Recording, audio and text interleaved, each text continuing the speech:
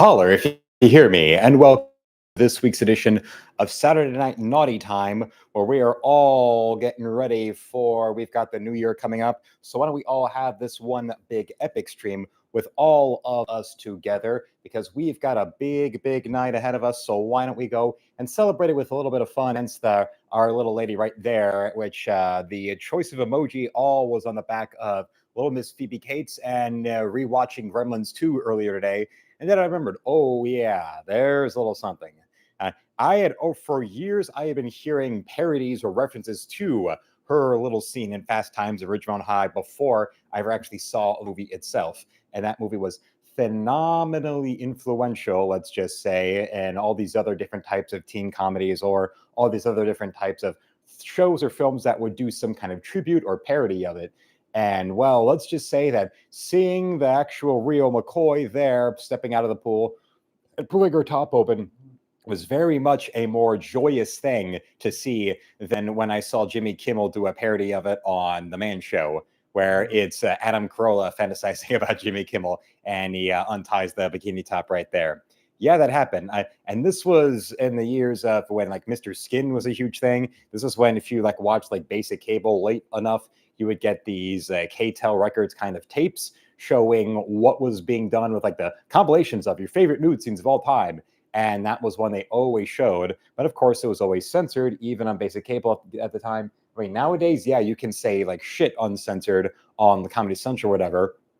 But it's not as if that's not going to influence anybody in anything. I mean, the show that made Comedy Central a household name, South Park, and their most recent special where all they did was make fun of influencers. The whole reason behind the energy drink for kids cred.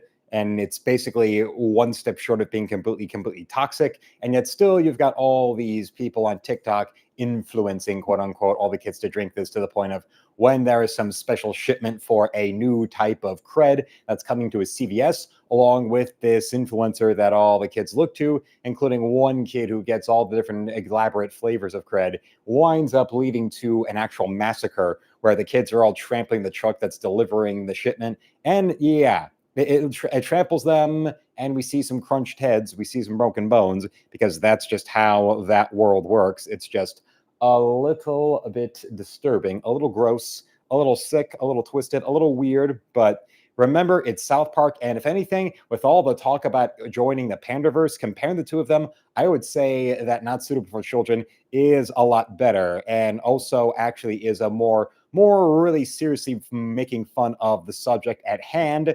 And also, you might want to go and deal with on the list of embarrassing Randy moments counter. We now have Randy becoming an OnlyFans model, which is basically an excuse for him to spend most of his screen time with his pants off, and we get uncensored genitalia. If you all those years about people joking about male nudity never happening in movies or wanting more male nudity and things like that. Well, you're getting it now, and is it really the way you wanted it, ladies?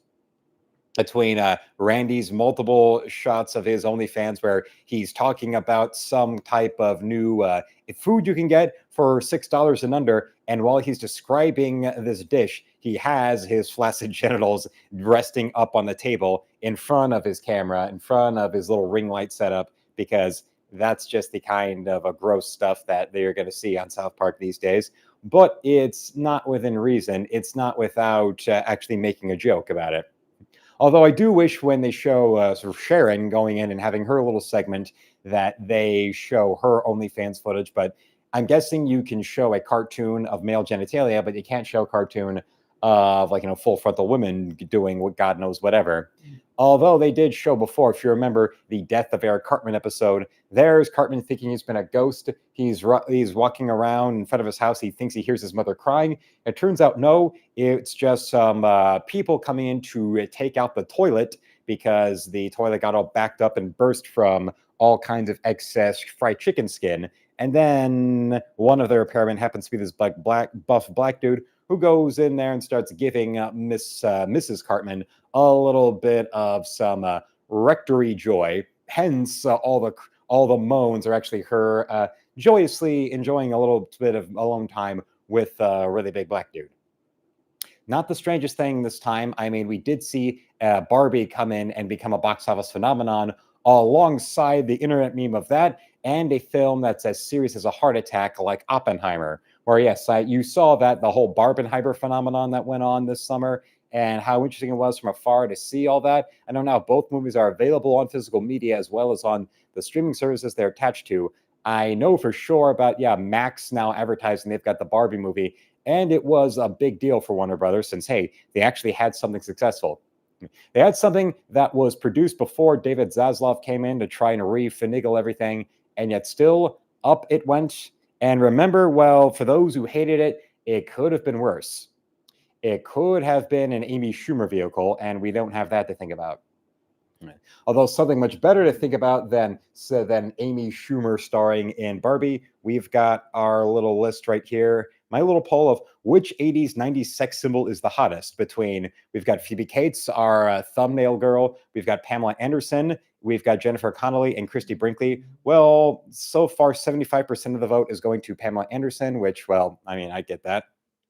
When it comes to out of all of them, she was really the international success. And literally international because remember, she's not only Canadian, but was officially the centennial baby of Canada. Yes, she was born she was the first child born New Year's Day to celebrate the 100th anniversary of the country.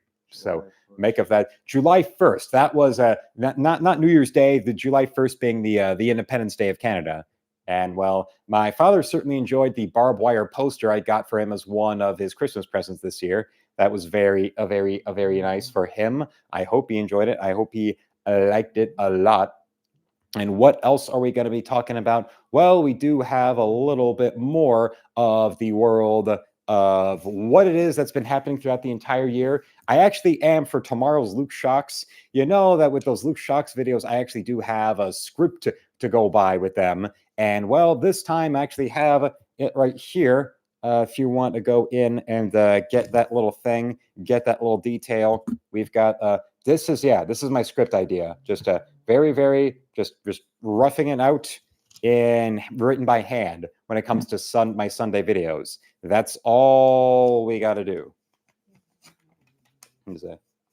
And here we go with Michael Brown coming in saying, "Hi, everyone. No D in movies, please. Amy Schumer only beaten in standing comedy by every male comedian to ever exist." Well, yeah, that's why I can only imagine how much more like fuming she's got to be to see that there was at Paramount, there was the development of the Barbie movie, which I remember hearing about that and thinking, oh God, there's a movie of that. But then also Amy Schumer, oh no. And then, well, at least when it comes to the studio behind it, they're certainly doing a hell of a lot better than with how that movie would have been with Amy Schumer. Although remember, it's still a Warner Brothers production, and Warner Brothers are still in such a tailspin that they are definitely going to need probably a Barbie level box office success a month for like the next decades to try to just through box office clout alone get out from under their problems, their debt. That's all I have to say, at least. That's what I always say. And now you've got whatever subsequent films they're going to do. Knowing Mattel, they probably already have other ideas in mind. They probably have other films that they're going to do either with Barbie sequels or other franchises they have. Like I know for sure there's Hot Wheels. And Mattel-wise, when it comes to their business, they've been doing very well, at least when it comes to WWE stuff, because in the years since McFarlane started his toy company, all the other toy companies that were, the big fat cats, they thought, oh, they have the marketing cornered. They have the whole world cornered. And then this guy who did comic books comes in, takes over the business with his toy line that he just did to have toys for his comic book characters. And now, since then, has the license in all the major sports leagues and does movies, and now also has the license for DC Comics. And Hasbro, on the other hand, now they are licensing some of their product over to the likes of Todd McFarlane because he knows what he's doing. I've shown you the McFarlane toys I've received just in this last year alone and how much that they are phenomenal pieces of great quality. So, well, why not? And Michael, we want to know, how have you been and how did you celebrate your Christmas? And what are your New Year's plans if we are of liberty to ask? Because, well, I only ask because We are interested, we are concerned, and we've got a lot of competition going on right now tonight. I know that we've got EFAP is still going after 5 straight hours, but remember, it's EFAP, so I expect them to go on and on and on. There's also, I know, Nina Infinity on right now and Drunk 3PO. I'm expecting it to be an especially long flashcast later tonight. So it's having anybody around here tonight, that is a real appreciative fight to the end. Since those who really come by and support, it's your support that is really, really validated. That is really validating to me. And also, for those channel members out there, I now just added in multiple new channel emojis for the memberships right there. Yes, if you become a channel member today, you'll get multiple new emojis. You will get at least 4 new emojis right now. And let's just say one of them involves a Tom Brady, another involves the U of M winged helmet, and also some might involve some ladies of the pretty variety. And Michael says, yeah, man, all good. Just chilling at home for New Year's with a few friends. That is great to see. That is very, very, very, very fun to know. You are a funny man, entertaining man, and let's hope we get some other people in here that will go and share that with you. I know of you being from that same circle of that umbrella guy, like with Vanessa V and all that, but we have not seen them in days, and I haven't really brought it up, but if they come by, we'll also see them as well. I know also there's a newer friend to the channel. Tom B was on earlier tonight, but right now there's also Nina Infinity on, so I bet he's probably just going to stick there. And what else do we have? We have something I wanted to show that I did not expect. I told you part of the presents I got my father this year was several Playboys, including this July 1983 issue. Although this was a phenomenon that on eBay they did not explain. They should have said this in the title, but when you go look at this Playboy, the centerfold is gone. Yes, whoever previously owned this issue yanked out the nice little centerfold. You know, the basis of all the reasons that we go and get this in the first place. Really? Yeah, there's the people who say they read it for the articles, but now that we don't have the centerfold in this copy, we now have 20 questions with Carrie Fisher. We have 20 questions with Carrie Fisher. And remember, this was the summer of the Return of the Jedi. So we might have some questions. Let's see what they relate to, if they actually relate to the international phenomenon back when it still really was an international phenomenon. And we'll see right here. Are you afraid of being known for the rest of your life as Princess Leia and not as Carrie Fisher? I'm resigned to the fact that I will be in a very pleasant way. I thought I was going to end up as Tammy, so you can imagine it's some kind of relief. It's okay that I'm this gun-toting girl in the sky. I'm not afraid of that. Well, okay. We might have our own little attempt at a laugh in right here. I know Christopher has been watching it on Tubi, the classic sitcom. I was about to say sitcom. No, it's a sketch show called Rowan and Martin's Laugh-In, the 5-finger fickle of fate. Here come the judge. Oh, here come the judge. And here come the judge. Here come the judge. Yes, one of their little famous statements. So, of course, very interesting, but maybe not quite so super. And don't forget, tonight we also have a special Saturday night edition of Monday Night Football where my Detroit Lions are going up against the Dallas Cowboys. And also I happen to have my little hat right here to celebrate, to commemorate what's going on tonight. Get that in there, get that going up, and get that going very, very fine. And we've got a little bit of a situation with fun, with a little entertainment, with a little bit of beast in right there. But remember, we might also try and do it like this. See how this works? Do you like it this way? Did you like it? Do you like it a little special like that? I've seen people who do that, and I always found it stupid. That was something that one of my older brothers would do. Not my oldest, but one of them. And he was the type who always would have the hat this way, or the type where he would get a hat and would leave the sticker on it, the size sticker and like the tag. I remember that one Key and Peele skit where it's guys competing with their new sports hats. One, he has the sticker still on it showing the size. Another, he's got the sticker and the string for the price tag. Another one, he's still got it in, he's got his hat, but it's wrapped up still in the plastic bag from the store. And the other is wearing a giant elaborate table on his head where there is the Asian woman who is actually sewing the hat by hand. Because we've got a phenomenal time to give a lot of laughter out there. And if you wonder what the hell the name Laugh-In even means, it was a direct reference to something that was big in the 60s. It started out, the show was simply a 1 hour special that then evolved into a weekly series. And yeah, Laugh-In, it was because of the ins that they were going on. They even say it in the beginning of the show. This is the world's first Laugh-In. You've heard about sit-ins and love-ins. Well, now this is the world's first Laugh-In out of all the various kinds of ins that you see in the world. And why not? And we've got a friend of my father's who's here in the chat there, Peter Berkman. He was the man who invented the love-in, as it was called, back in the 60s, when that all happened, when all that counterculture stuff was going on and all that Summer of Love, the original Summer of Love stuff was going on in the 60s. It was all right there, all a little bit. And also, we've got a nice little bit of sparkling cider ready to go for later tonight. We've got that ready. And also Monday, we've got the special 5 p.m. stream, an afternoon stream I'm going to be doing for the likes of Michigan football, the Rose Bowl. The Michigan Wolverines are going to be battling it out for the Rose Bowl. Oh, yes, perfecto. We're all going to be there. That's all going to be fun. And why exactly do you want to know in the stream why Christopher is talking about the fickle finger of fate? Well, that's another one of those little catchphrases or segments that they would have in Laugh-In, along with Very Interesting and a young Goldie Hawn in her bikini, acting very stupid. They would give jerks the fickle finger of fate. That's something where, well, it was a really well-known show back in that 60s and 70s era when it first aired, but now it's one of those where you can find it easily on Tubi instead of being something that you have to like go and DVR on, Hulu or whatever, or something else where you'd have to go and get it get it via going through some kind of paywall on like Netflix or something like that.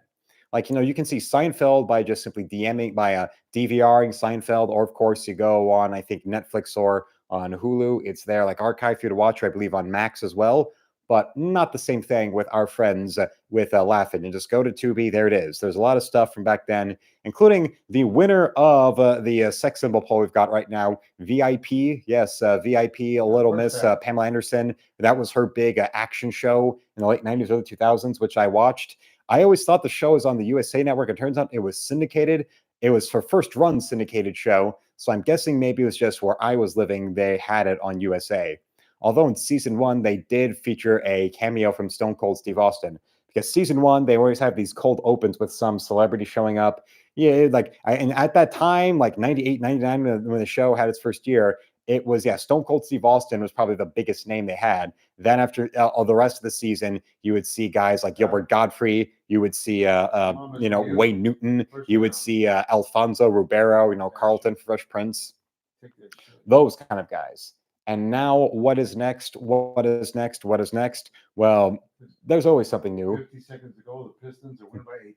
And we've got a little something else to think about when it comes to the city of Detroit, and that is our Detroit sports teams. Yes, the Detroit Pistons might finally go and win their first game in 29 games. Yes, they've now set a new record for the longest losing streak in the history of the NBA.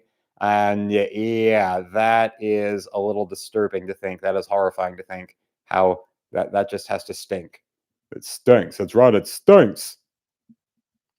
It's a little sad. It's a little downer, bit of a downer moment. They never did find that anthrax guy. Yeah, that's funny. They never caught that guy. If you remember in the 80s, there was the big run of somebody in Chicago who was putting cyanide in Tylenol bottles, and they never caught whoever that was either. So maybe the anthrax man and the Chicago Tylenol and cyanide man are the one and the same. It's the same guy who started a band called Anthrax. I don't know what's where he's been. It's similar to how the federal government could never find out who it was that hijacked that Max Headroom, that Max Headroom broadcast, the famous broadcast of it was Doctor Who on Chicago's PBS, where somehow for 90 seconds the guy overrode the signal and he was in a Max Headroom mask doing these like weird pranks. They never caught that guy, even though there was a 5-year statute of limitations, so that guy could have come forward to simply say who he was and not face any more prosecution. But all right. It's still not as just messed up as there were in the state of Arizona. There were multiple guys. There was a guy who worked for Comcast who then overrode the signal in a certain county in Arizona, where he then proceeded to go and show 30 seconds of hardcore pornography. And well, if you thought that Randy's flaccid genitals on the South Park Not Suitable for Children special was gross, try the real thing there on national TV. It certainly puts the whole Nipplegate situation with Janet Jackson in perspective of old Justin ripping off the top there. Because if you grab some girls and grab a couple more, gonna rock your body, hit the feet, gonna rock your body. And then, yeah, I remember that all over the place, to the point where I was in elementary school when it happened, and I could overhear other students talking about that situation, about the Justin Timberlake controversy, about how there he was leaving Janet Jackson out to dry. I'm pretty sure chivalry is something that guy is, that Mr. Timberlake probably needs lessons in. Around that time, there was also this comedian, Robert Klein, did a segment about that, about that whole situation. Mentioned, what's her name? What's this guy's name? Timberland? What's Timberlake? Whatever. If he could find grease on a map, I'll fall out of a chair. You say, and the whole bringing up how the whole song he was performing was about sexual assault and about the grab girls, grab a couple more, give me those, and point to his genitals every time he is dancing. Always pointing, always pointing.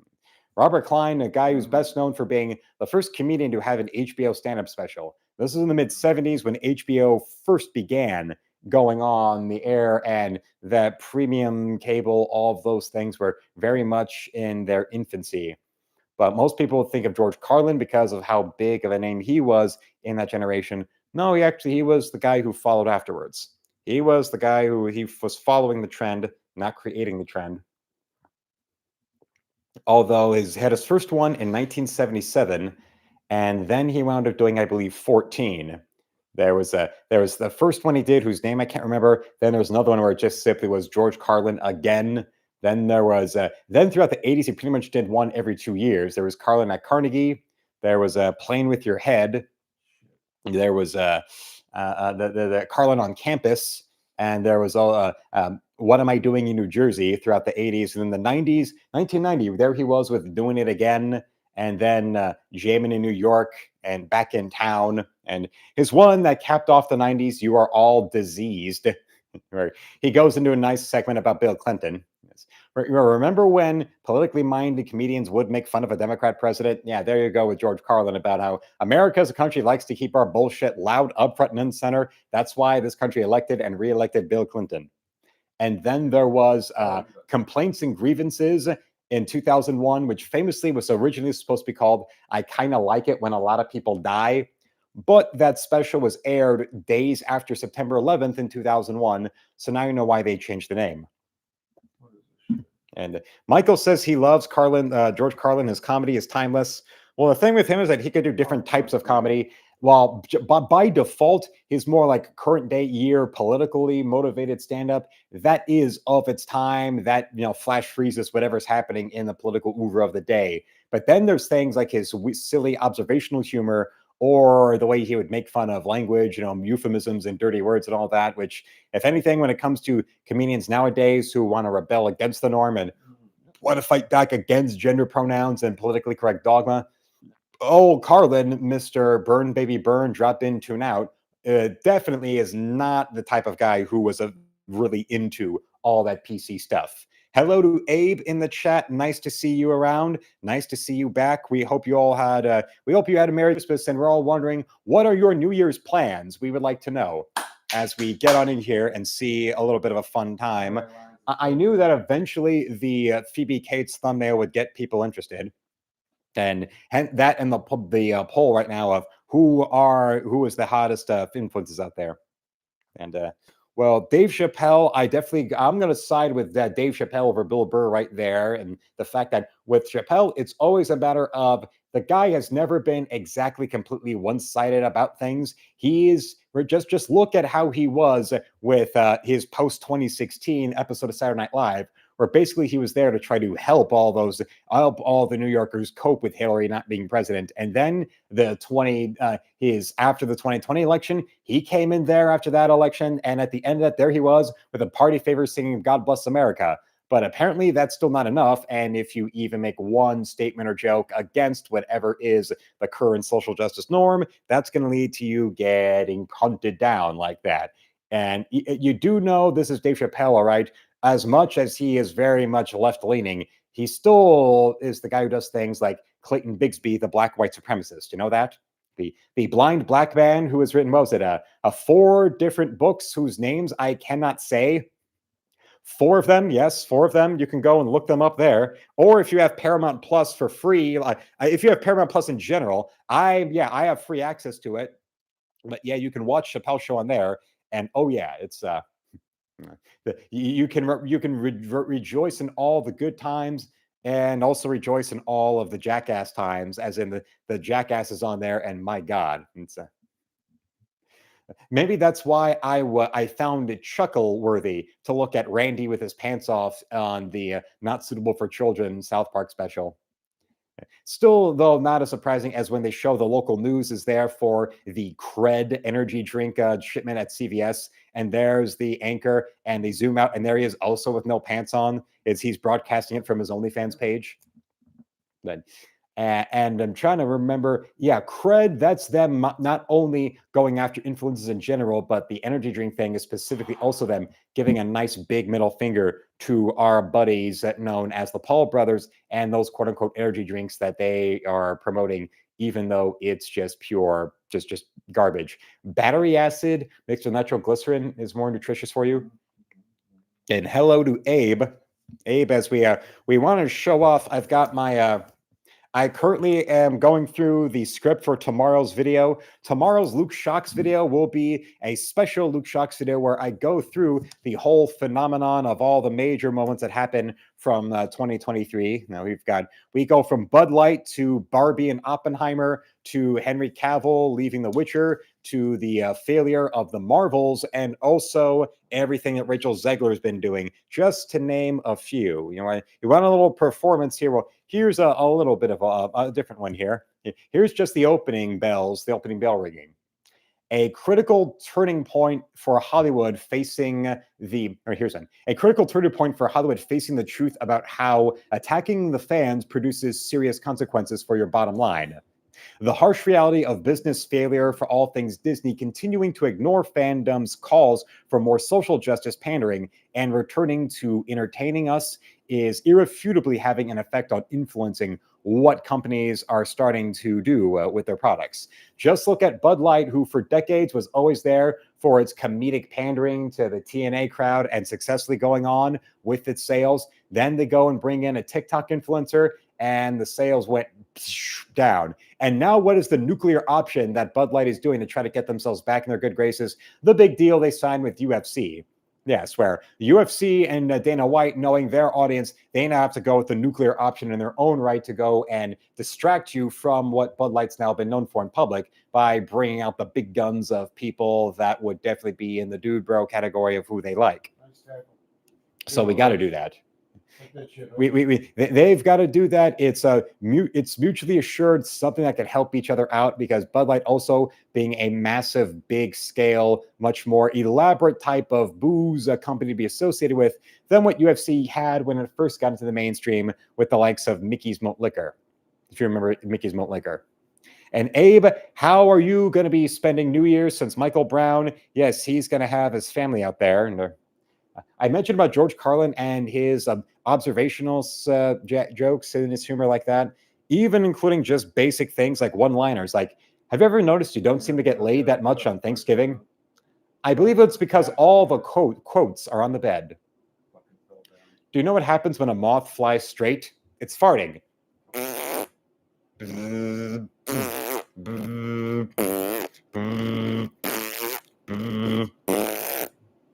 Well, not exactly Randy, as in Randy Couture, more Randy like Randy on South Park when they catch him out of the embarrassing Randy moments. The one where he gets access to the internet that's left in America, and then there he is covered in his own batter, you could say.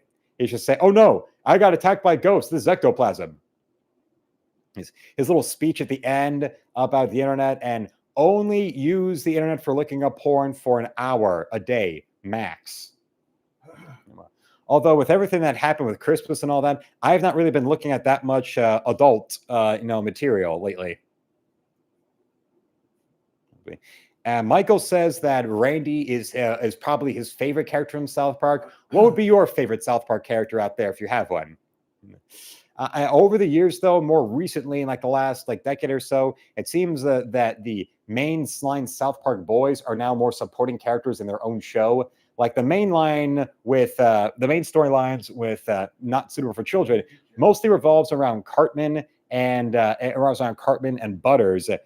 And hello to Relentless in the chat. Nice to see you in here. We've got more people coming on in. That is great to see. So more people coming in. More people should go and show your support for the channel. Come on. Let's all make it a nice big time by dropping in them super chats and then channel memberships if you can. The membership started only $2.99. Hello to O Snakes as well. Yes. And yes. Right now, Dallas, see you. Well, the AI Relentless, there is the special Saturday night edition of Monday Night Football on right now, where our Detroit Lions are going up against them. And I think, Relentless, I saw that you came back to Detroit. Interception right there. Yes, that just happened. Oh, well. Well, Abe has clarified that he's ill at the moment, so he'll be spending it alone this year. Well, okay. And Relentless, I know that I saw on your channel, you're back from Orlando to come up here. Well, that's nice. And Snakes, how are you? Oh, wait. Okay, well, then that must have been an older video, but or like a video that was recorded some earlier time, because Relentless is still in Florida, or she just clarified that. Although I saw a video, something about like saying goodbye, like flying down or flying up on your channel. But. And yes, Relentless, say hello to Michael Brown right here, this gentleman who's been dealing with cancer treatments and immunotherapy. So this is a channel for him to go, and we're all here to go and get some, laughs across his face. We're here to go and make sure he gets some kind of entertainment. And also, personal announcement, I told you before about my new internet now. I'm using AT&T. Well, now I'm expecting that my old WoW internet to go, and all they're going to do is send me a FedEx box. I just got to put up the old modem in a FedEx box and all that, and I will be done with them totally, and that'll be fun. That's because enough of them. Enough of them. That they were. We all know what went on with them and how what their internet is like, what their products were like. So absolutely, positively, no more of that. Just no more. And Relentless with a $20 super chat says, "Happy New Year, Luke." Well, Happy New Year to you, Relentless. And for that, you get a little drink of water. Oh, yes. I'm thinking that, yes, we've got for Relentless right there, dropping in the $20 super chat right there. I thank you. And also, let's go and drop the link to my art store as well. Right there. Because if you want to show some support there, besides my channel, besides the gifting memberships, and besides dropping in super chats, we also have my art store where you can go and drop a donation right there. The very first thing you see in my art store is a donations button, and any denomination is accepted. And let's go and give you all a nice little look at what's happened last night. We zoom our camera right in there, and you'll see last night's completed work of Iceman, one of the original 5 X-Men. There he is. Had literally never done.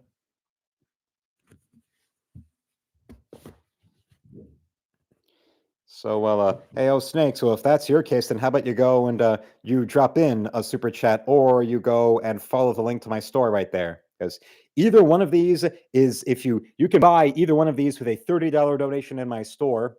Or if you want to buy them both, a $50 donation is what will get you that. Just simply come back into this channel and say which one of the two you want. And then kaboom, kaboom, kaboom. They will be all yours all of a time. I will ship them out to you immediately. And then they will also be the inspiration behind a new Luke Goes Postal video. So Michael, Michael is out there wishing Abe to get well soon. Well, let's hope that both, with Abe, it's a little less extreme. Oh. Oh Snakes with a $5 super chat says, fine, cure you, Luke. Well, hey, Oh Snakes, and I believe his super chat debut. So that's fun. That's nice. That is fun and fine and fun and fun and fine. Very good. As we see, just remember, if you want to purchase any of these, just follow, come back into the chat and say which one that you want, which one or ones that you want right here. As we've now racked up a bit of fun with this. And also, we've got the game on right now. We've got Lions and Cowboys, but we all know how the NFL is, especially on YouTube, about copyright, so you got to be careful. Street games, 129, 127. And on top of that, the Detroit Lions now just officially won their first game in 29 games. They ended their 29-game losing streak. They blew a giant lead, but still won by 2. There we go. There we are, superstar. And then what's next? We've got this. We've got Bane right here. Bane in both segments right there. In color and in pen and ink. Relentless says, I love that one. Well, if that's the case, then I'll give you the link right here. Repost that's... No, wait. That's the wrong one. Oh, let's not stand on ceremony. Oh, there we go. And Relentless, specifically, which one do you like? Would you like more, between the color one or the pen and ink one? Because both of them either one of them can be immediately packaged for your consumption once you drop that donation into the store.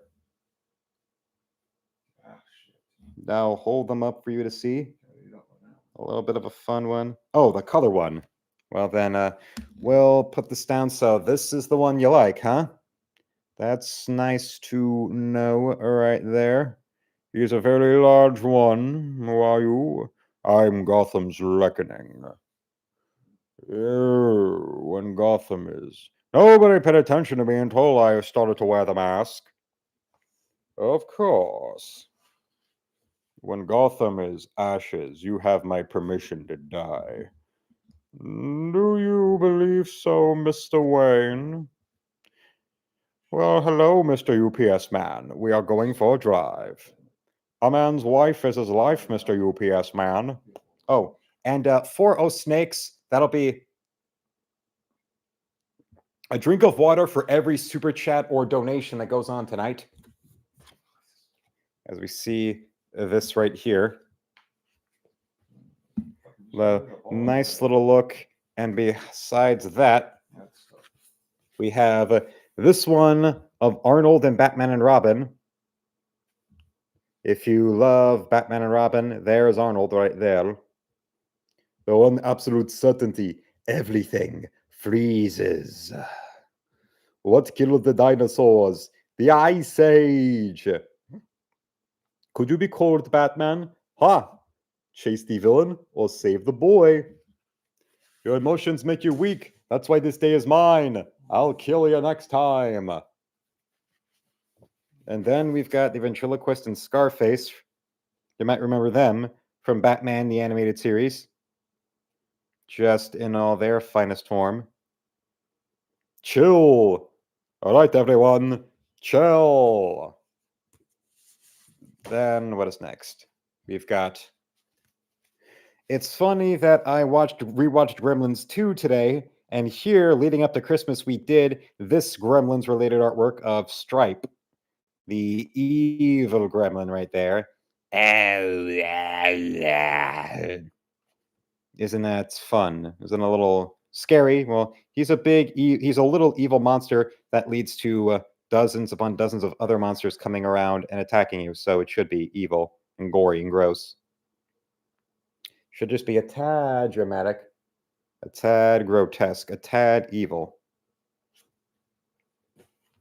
And that's not the only one left.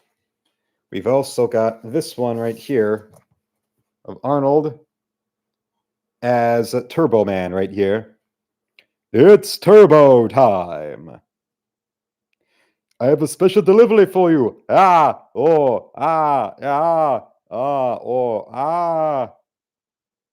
Jamie! Who would know better than me? Put the cookie down! Now!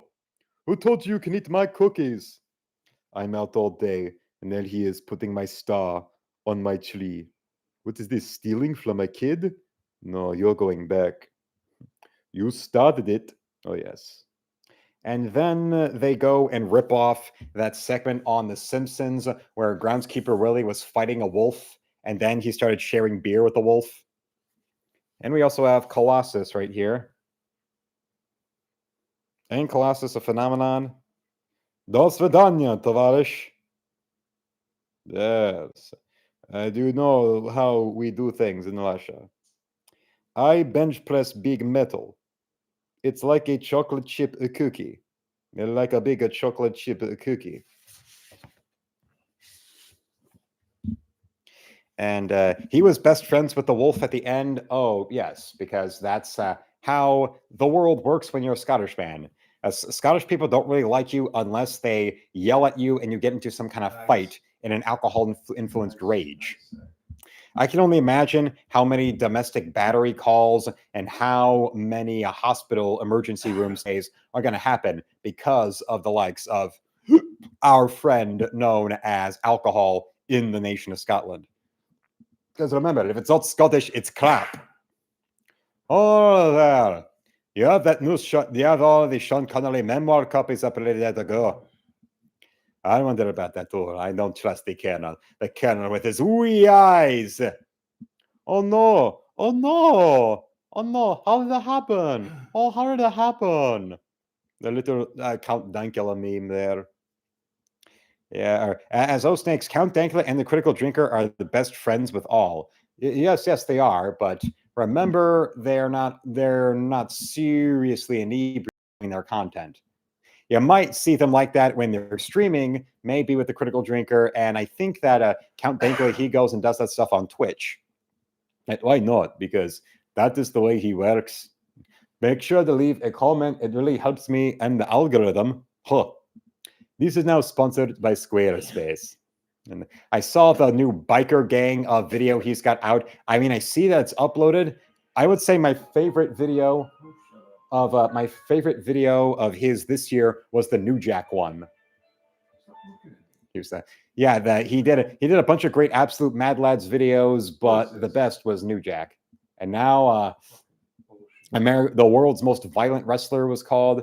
Yeah, except I came into that knowing who he was, New Jack, so that was already like, it was less a matter of me getting information on somebody I never heard of and finding them interesting, and more it had to do with with seeing somebody I follow bringing up somebody I already knew was into and interested in, with the likes of our buddy, Mr.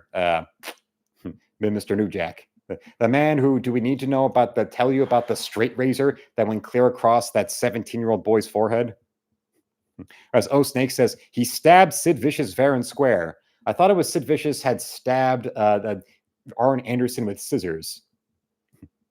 And yeah, Sid Vicious, well, remember, that's a guy who his whole gimmick was that he was a psycho Sid, that he was all violent and crazy. And then you look at the guy and you see, wow, the famous career-ending moment where he made that big drop and his leg didn't necessarily explode. It just bent. It didn't. It was a matter of not breaking. It bent and then broke. It snapped completely. The wrestling equivalent of the famous Monday Night Football broadcast of Joe Theismann's leg twisting before it got broken by Lawrence Taylor.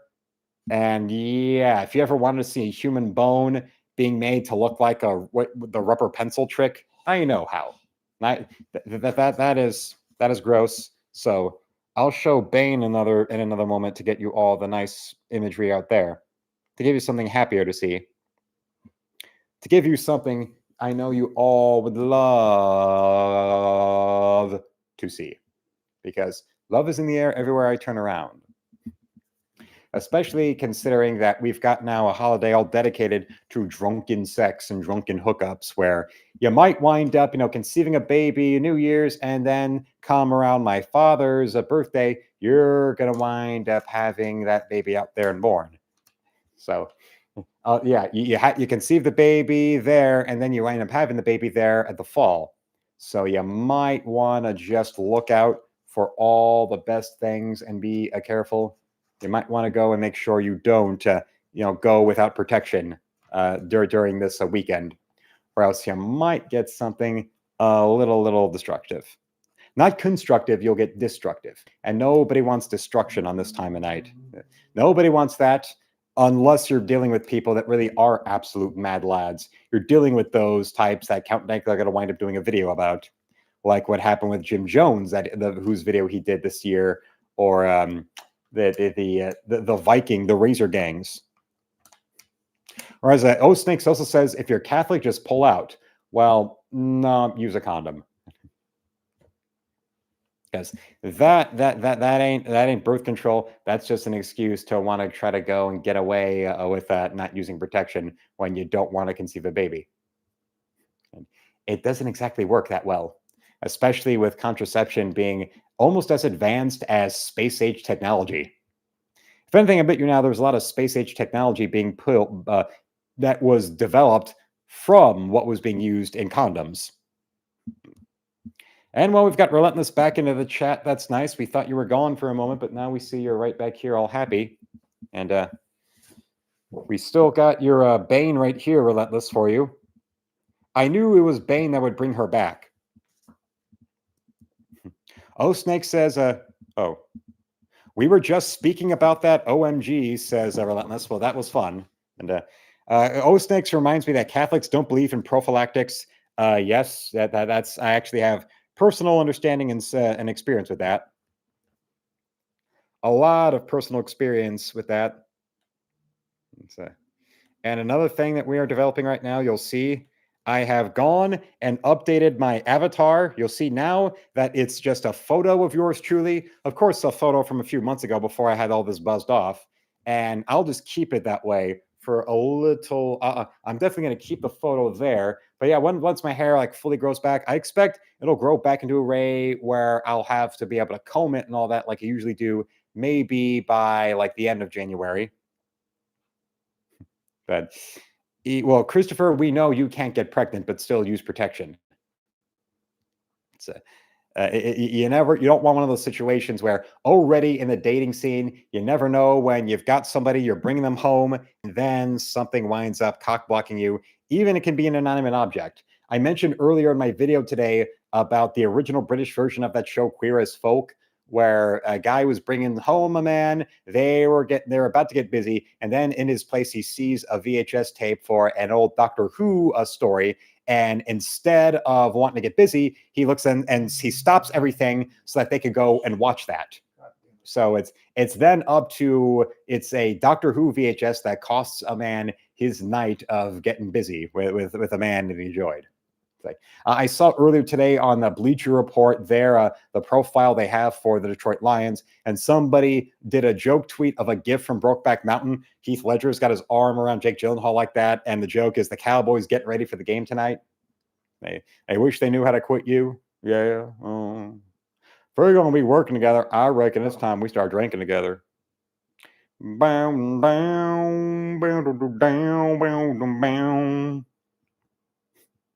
Relentless says that I need a power bottom. Unfortunately, only Amber Heard showed up, which is very, very much a thing I do not want to wish on my worst enemy. And O Snakes wishes he knew how to quit the Eagles. He wishes he knew how to quit the fucking Eagles. That's a situation where, in that context, the Big Lebowski is right when he's in that cab coming home. Come on, man, my head hurts and I hate the fucking Eagles. I wish it was referring to not to the band, but to that team there with those Snakes and what he's got to put up with. The Phillies might wind up seeing the Lions in the playoffs. They just might. But right now the game is only. No, I mean the Eagles. Well, we've got the Philly Eagles right now. O Snakes is calling them the Philly Eagles. Right, stammering and getting some names wrong. That happens. But we do have influence. We do have some fun. We do have a lot of things in there where I know Relentless being more into this stuff than a lot of other people in the chat. I want to now, for her personally, take me to the Thirst Rivers. Take me to the river. Oh, well, I can take you to this, where this was one of my father's Christmas presents this year, was multiple issues of Playboy. And in this July 1983 issue, you'll notice that the centerfold isn't there. Oh, Three Rivers, take me to the Three Rivers Stadium. That's what Relentless was saying. Shit. Take me to the Three God River damn it. Stadium. But you see this right here, this little lady? Well, there's a centerfold missing. Whoever got this ripped the centerfold out, and when they were selling it on eBay, did not tell me that the centerfold was gone. Why they didn't do that, I do not know. Why they won't go that way, I wish I could say. But that might be that might be something where actually I could go. Do you think I should get that refunded? Playboy magazine's about the centerfold. That- They don't have one. I should do that. And yeah, Relentless. We actually did show that earlier. We do have, Carrie Fisher's the 20 questions. Although knowing that, my father wants me to get a refund. Well, I'll go ahead and do that after the stream. I'll go and actually no, wait. I'll do this live. A Playboy magazine without the centerfold is like going to a restaurant and not having food. Why? Because a Playboy magazine with a centerfold is like going out to a restaurant and they don't actually have anything on their menu. So let's go and take care of this. Have this return taken care of. Don't show it. I'm not going to show it. I'm just going to be here on my phone quickly and get this return put in place. All right. Let's go. See where we can go and get a refund. Let's see.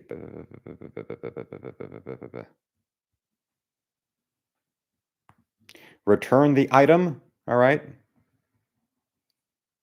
Arrived and missing parts or pieces. That'll be the reason. Hello to Nick in the chat right there. Hello to Nick. He just got home and put the game on. Oh, yes. Salute everybody to Nick as he's here tonight, ready to party, ready to go with all of us as we've got our Detroit Lions right here on this Saturday night edition of Monday Night Football. That is great. Because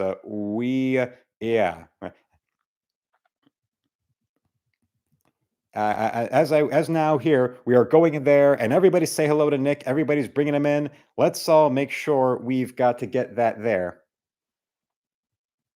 Yes, a Playboy with no centerfold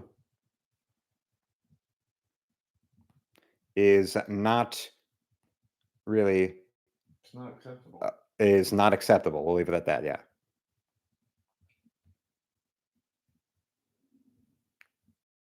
Now let's go and get a little photo taken for this. Like your sister when she cut out all my pictures. Sells on the Playboy with all the naked girls taking. Oh. Yes, that's something my sister would do. Yeah, 10. The Cowboys are 10-5. Yes, the Cowboys are betting odds. They are supposed to be up by 5.5. But yeah, that doesn't matter. You play the game. You play the game. You play the game. That's what you do. So you can play it all you want. You can predict all you want, but still, you actually have to get in there and fight. Ask Auburn why they got their ass beat by Maryland today. Maryland pummeled the big bad Auburn Tigers today. And Maryland came in 5th place in our division. Let's go there. And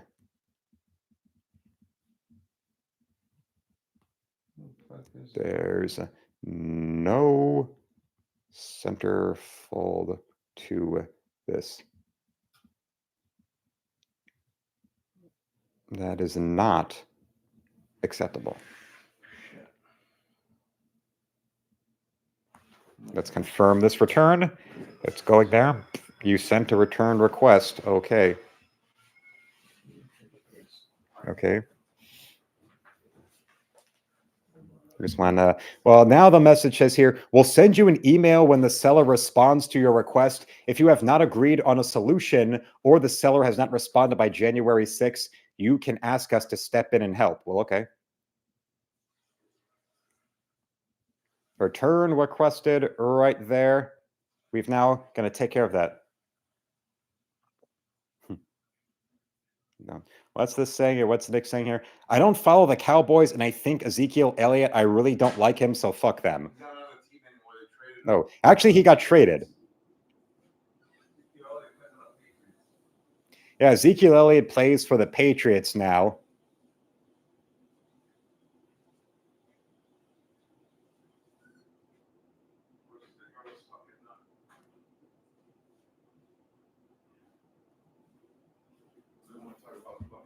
There we go. Missouri beating the shit out of Missouri or Missouri. Oh, yeah. We're going to have in there a little bit of Missouri. And we'll make sure to stay away from that pet cemetery. Why? Because I'm Fred Gwynn. And Fred Gwynn is the man behind the pet cemetery. Let's see. And yes, we see. Yeah, but Ezekiel Elliott, yeah, he's gone. He, as usual, it happens with the Cowboys when they put so much hype into a player, it winds up not really panning out, so it winds up going, and then they just act like they never did anything with him at all. And what else do we see here? Relentless. Well, if you want something that's not that cute, well, then I can go back to showing you this. I'm pretty sure that nobody considers Bane cute. So we'll just have this one there for you to see.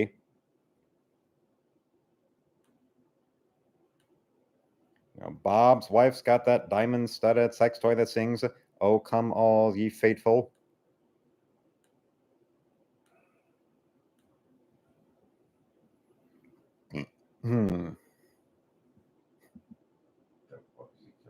And Talia al Ghul, I've never actually drawn Talia al Ghul before, so that would be something interesting to draw. I've never drawn her before. And also now let's look at the poll because of the choice of thumbnail tonight to get everyone's attention. Well, now we've got 50% of the vote is going to Pamela Anderson. We've got yes, Pam Anderson with 50% of the vote, and between number 2 is Christy Brinkley with 25%, and Phoebe Cates and Jennifer Connelly are tied for 12%. And well, Relentless, what do you mean by show you the money? You mean you're talking about a very personal, very important thing, or talking about the family motto of our Mr. Cuba Gooding Jr.? Show me the money. And Nick is asking, isn't Luke's new avatar nice? Well, it's a picture of me instead of just my signature. Yeah, everyone out there, what do you think of the new avatar where it's just it went back to being a photo? Yes. When I started the channel, I actually did have a picture that was just my photo, and then I changed it to a signature. Well, now I decided to go back to being an avatar. And well, I also make an oath to never get that kind of brush cut again. So we all know what that's going to be like in the future. You've got a nice big thing. Yeah, Christopher, no. And my father, no. O Snake says that it's gay but acceptable. Relentless, what do you think? As we see, Nick likes the new avatar. Relentless hasn't said anything. And all Christopher, my father, wants is just for me to shave my head. I'm not a cancer patient, nor am I in the Aryan Nation.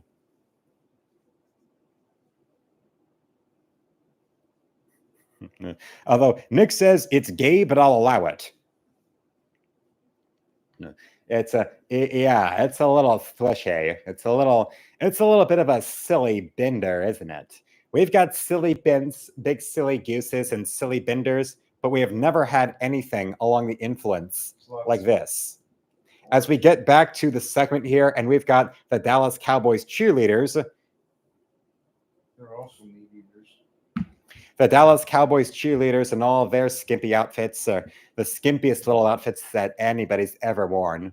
Although during Thanksgiving, I got a bit of a nightmare fuel moment when I looked at our little lady, Miss Dolly Parton, and what was Dolly wearing? Oh yeah, she was wearing the getup of the Dallas Cowboys cheerleaders.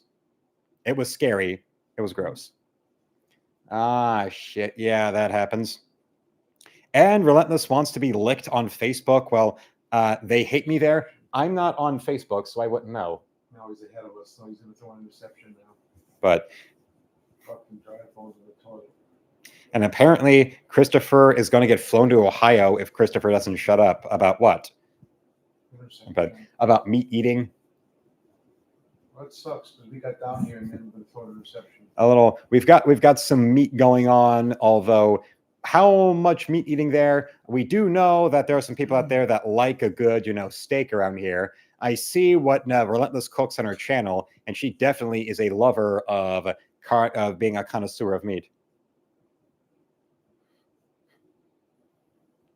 Well, Nick and Relentless are both on Facebook, and I'm not. So we're gonna have a little bit of a fun time between the two of them, or they'll get to go be friends on there. Which, yeah, I'm wondering about that. Like, what is since we've actually got some people who use it. What is your influence? What is your understanding of Facebook these days? Like 3-4 minutes ahead of us. I wonder.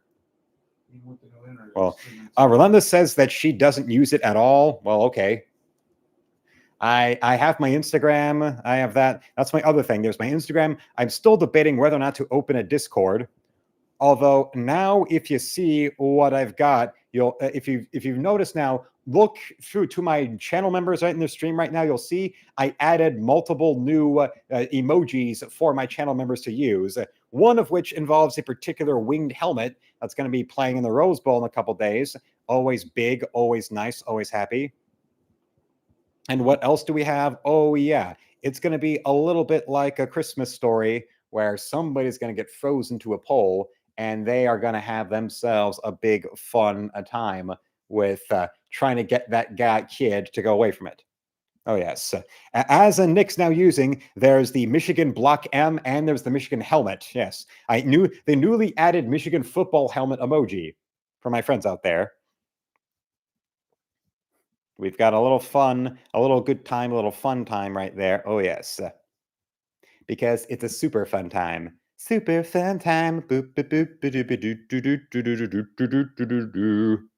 we go. And I'll give you all the link to my store again. Because when you donate in the store or you purchase something from the store, that money goes directly to me. So I'll give you the link to the store again. Remember, any denomination is accepted in the store, so you do that, you love that, and while Relentless, we know you liked this Bane, so we've got it right there. It can be tightly packed and ready to go. And what else do we have to think about? Well, we've got other ideas when it comes to the what influences of, say, the Mr. Skin website had on anybody. And a Nick with a $4 super sticker. That is nice. That is very, very nice from Nick. The little super sticker right there. A little, I think it's like a fox print. That's very cool. Very fun. But now we've also got some little problems there over. Well, Relentless, there are channel memberships available where you can become a member for only $2.99 tonight as well. Yes, the basic membership start at $2.99. And there you get members-only content. And I mentioned Mr. Skin because I remember seeing not the website itself, but I remember there being like the giant encyclopedia they published in like 2007 or something.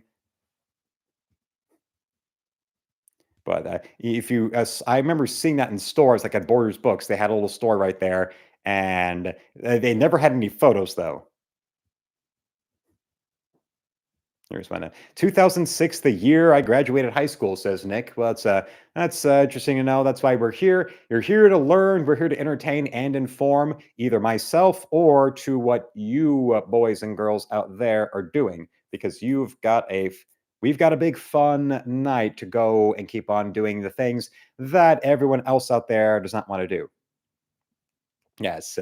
And guess what? On the cover of that book that had all the famous non-nude photos, all those famous non-nude photos of these actresses famous for nude scenes, one of them included a more top-on Phoebe Cates on the cover of the Skin Encyclopedia, it was called. Let's see. We now have got people talking about their when they graduated high school. So we've got Nick graduated in 2006. And my father, 1968, and Relentless in 1984. We've got to talk about so Christopher saying, "Okay, Granny." Yeah, it looks like Nick is ahead of his feed is ahead. Nick's feed of the game is ahead a few minutes. Yeah, So like a it's spoiling what we're getting to see while I'm on here live. We've got a spoiler alert. We've got a spoiler alert chat right there as we move around and see. And it's another thing about the lack of centerfold in this issue. With the lack of the centerfold, the backside of the centerfold includes those famous Playboy party jokes, where you could go and recite all the terrible, terrible things that drunk dads would say to each other at parties. I could imagine the drunken fathers who would go and do those things. And Nick's also complimenting on Relentless on how great she looks. Those pics you posted last week, damn, you're in great shape, almost like a figure model. Yeah, I remember when I was still on Twitter, Relentless is on there, and she had like good photos of showing her workout routine and things like that. She's in great shape for a retired woman. Very nice. There are women like my age or younger that ought to be in the kind of good shape that she's in. And me with my morning protein drink and with the elaborate gym equipment I have.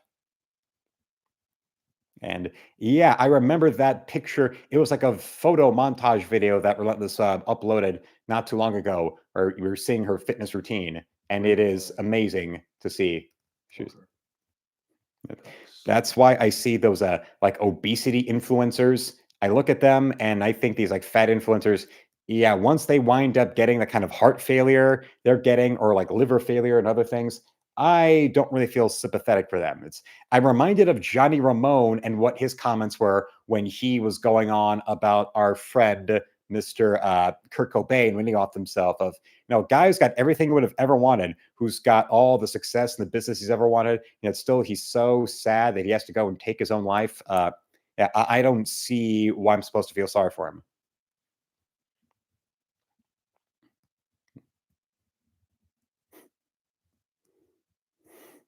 And Relentless also apparently needs a protein drink immediately.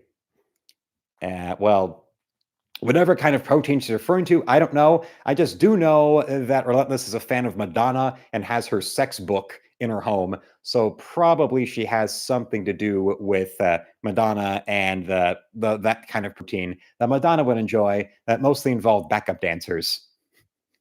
Or when I used to hear Aziz Ansari stand-up, Nick, yes, I do. I've got the game on. Apparently, your feed is a bit ahead of mine. Like 3 minutes. By like a few minutes. But yeah, right now I've got the game up and going, and fumble in the end zone. Yeah, it's not a fumble. We didn't get the ball. What's going on? Touchback. It's a touchback. Oh yeah. You fumble the ball out of bounds as a touchback. And actually, yeah, Relentless, same here, like 3 minutes. There's like a 3-minute delay between my TV and Relentless, and like Nick is like 3 minutes ahead with his feed of the game. Got the ball. Although, fumble the ball, and the ball goes out of bounds. Since we're going to be returning this, yeah, Nick just says, "Oh wow, I'm way ahead of you guys." Well, like 3 minutes. And if you want to go to something that's way back, since we're going to be returning this, the back of this is a liquor ad for Smirnoff, Smirnoff vodka. And talk about Willie way back. That is Mr. Robert Ludlum. Yes, Robert Ludlum, the author of the Jason Bourne books back in the 70s. Although here they call him the author of The Parsifal Mosaic and 10 other bestsellers. Retroactively, his entire identity as an author. Nick, why am I returning it? Because the centerfold is missing. And a Playboy with no centerfold, that's just not acceptable. Especially when it wasn't advertised as not having a centerfold. So I'm definitely on a situation where, yeah, I made the return and I made the return request. So yeah. And this fact that it was for my father, if my father wants, if my father's not going to accept the Playboy with no centerfold, then yeah, I'm returning it. Go to a restaurant in the corner tomorrow, but don't eat. But my father, to whom it's all about eating for him, yeah, it's for him, it's like going down to the sushi place and not eating. It's all about eating. I eat good food. Where did you purchase it from? Relentless asks. eBay. It was all those Playboys came from eBay. Yeah. Nick, yeah, that sounds like a lot of return it. Now you got to go to the post office. Well, yeah, there's that. I got to go and do that return. Although it's a matter of getting the seller to go and take back what was not advertised as not having that. So that's a pain. The coach right here for the Lions, he's a very intense man. Here's a man to whom the man is apparently afraid of going to sleep because he has his average coffee is like a quintuple espresso and then several more shots added to that espresso. This man does not want any sleepy time at all. What this man wants is probably something to do with ice. I wonder what his opinion would be on certain characters. I wonder what his opinion would be on certain things like our Iceman right here. I think he would try to break off a piece of Iceman and then put it. He probably. Oh God! We faked it and completed a fake punt. Oh my God! Fake punt. Lions just got the 1st and 10 by faking the punt successfully. But yeah, knowing the Lions coach, he probably would just like stab a piece off of Iceman right here and want to put it in his coffee. Watch this. What are they going to call it back? Hope they don't call it back. Illegal play. What's wrong? Nothing illegal. Let's see. I actually got a message now going back. All right, let me click this ad. I got a message now here. It says, that magazine had the centerfold when I shipped it. I checked all of them. The picture you sent is not even where the centerfold goes. Oh, yeah? Well, why do you see it missing? Then, all right, then. I will. Whatever. Don't trust me. This is like a thing where, no, the centerfold is here. I know where the centerfold goes. You can see in the article, you can see where it's been torn. So... I can't show you where the actual centerfold is, but he can on camera, you know, repeating that you're wrong doesn't mean you're right. Yes, and the color Iceman is nice. Well, we go for it more than anybody in the NFL on 4th down. Well, there you go, 1st down.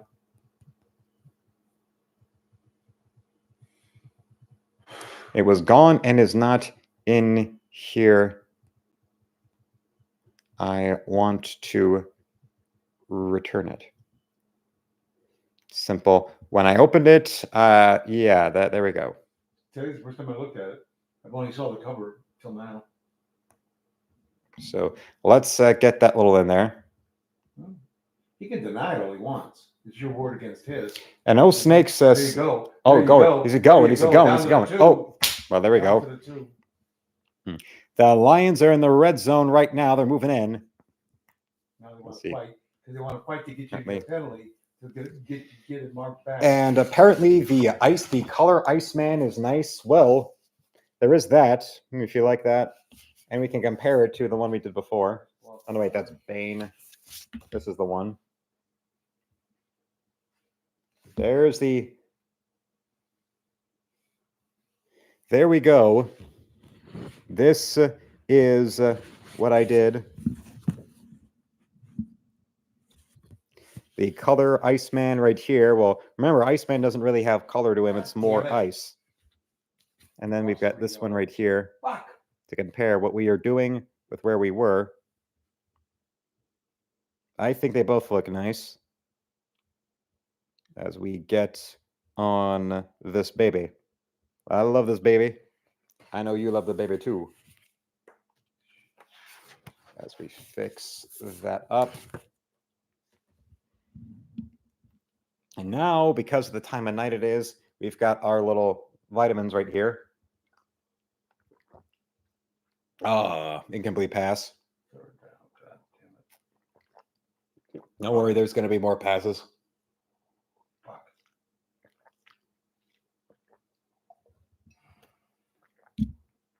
Oh, that's nice. One thing that did come in perfectly fine, and Oh, Snake says he's glad that Vanessa isn't here to hear the degeneracy. Well, I think she would like all the Playboy stuff and the real live arguing with the eBay seller to try to get my thing returned. Nothing. And this came in perfectly fine. Our segment of the Punisher. Piece of shit. The Punisher right here, okay, very solid. And also, this is the kind where it comes with a nice holster. And we've got Kim Ryan in the chat. Hello to Kim Ryan. Everyone, welcome Kim Ryan back into the channel.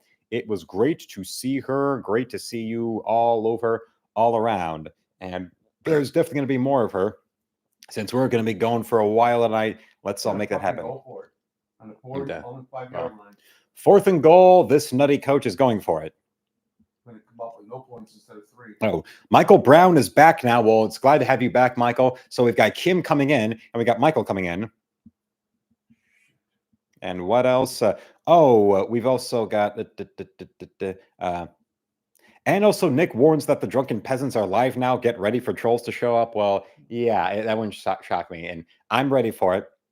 Even without Vanessa around here, yeah, we're still going to be ready for it. As our friend around here is... We've got this coach. You know the coach is in an intense mood. He's wearing all black. He's got the funeral version of his Lions clothes. Michael, we love you. We love you a long time. Played a couple of years with the Cowboys. And funny thing about the coach for the Lions is that he played in the NFL and he played for Dallas for a bit. With the Lions. So he was a former player for Detroit and a former player for the Cowboys. So then again, he's a coach who does his job. Everybody greet everyone else as we see that we've got a dirty, dirty night ahead of us. A dirty run, a rough one. And flag, nope. And they get nothing out of it. Drive all the way down to the fucking all this big hype up, and it's about as pleasant as looking at Randy's Generals on South Park. I saw that earlier. All the drinking of the cred. That's what it's called. Do you have any cred? Come on, cred. You want to drink the cred? And the kid who's selling the cred on the streets, he's the same drug dealing boy from the earlier Up the Down steroid episode of South Park, where the little Jimmy takes the roids to go into the Special Olympics. And then at the end, he gets the gold medal. And there's Jason Giambi and Mark McGuire and Barry Bonds all there. And he starts making the big joke about, I'm just, take me out of the record books. I'm just a cheating, steroid-taking jackass. Snakes says he still needs to watch that, so no spoilers. And well, Nick brings up, it's funny how they roasted Logan Paul. Oh yeah, he was the main thing that they go against. And now I believe one of the Paul brothers has some kind of legal issue, like some lawsuit going out there. So, because these guys just can't help themselves being insufferable, to the point where I was Googling something involving Macaulay Culkin recently. And even there, it led to results having an article talking about Culkin and the Pauls. Yeah, that's something about one of them, because I know what Culkin's into wrestling. He appeared in like a midget wrestling organization a few years back. He also actually, I think, appeared in the crowd at a WrestleMania one year. And the reason that came around was, besides watching Home Alone like around this time of year, there was also a later episode of Married with Children that brought up Culkin as a gag, where King Kong Bundy, the wrestler, is playing himself, and he's doing a promo about this big pay-per-view match he's going to have, and we'll be on right before the Mike Tyson-Macaulay Culkin fight.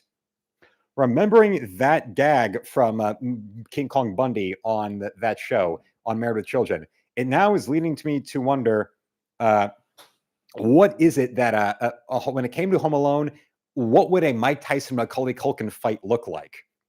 I would have wanted to see that match. Mike Tyson Macaulay Culkin at any point in Culkin's life.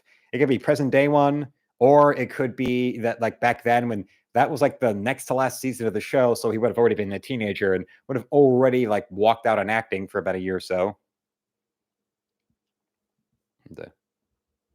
Well, Snakes, I don't think so either.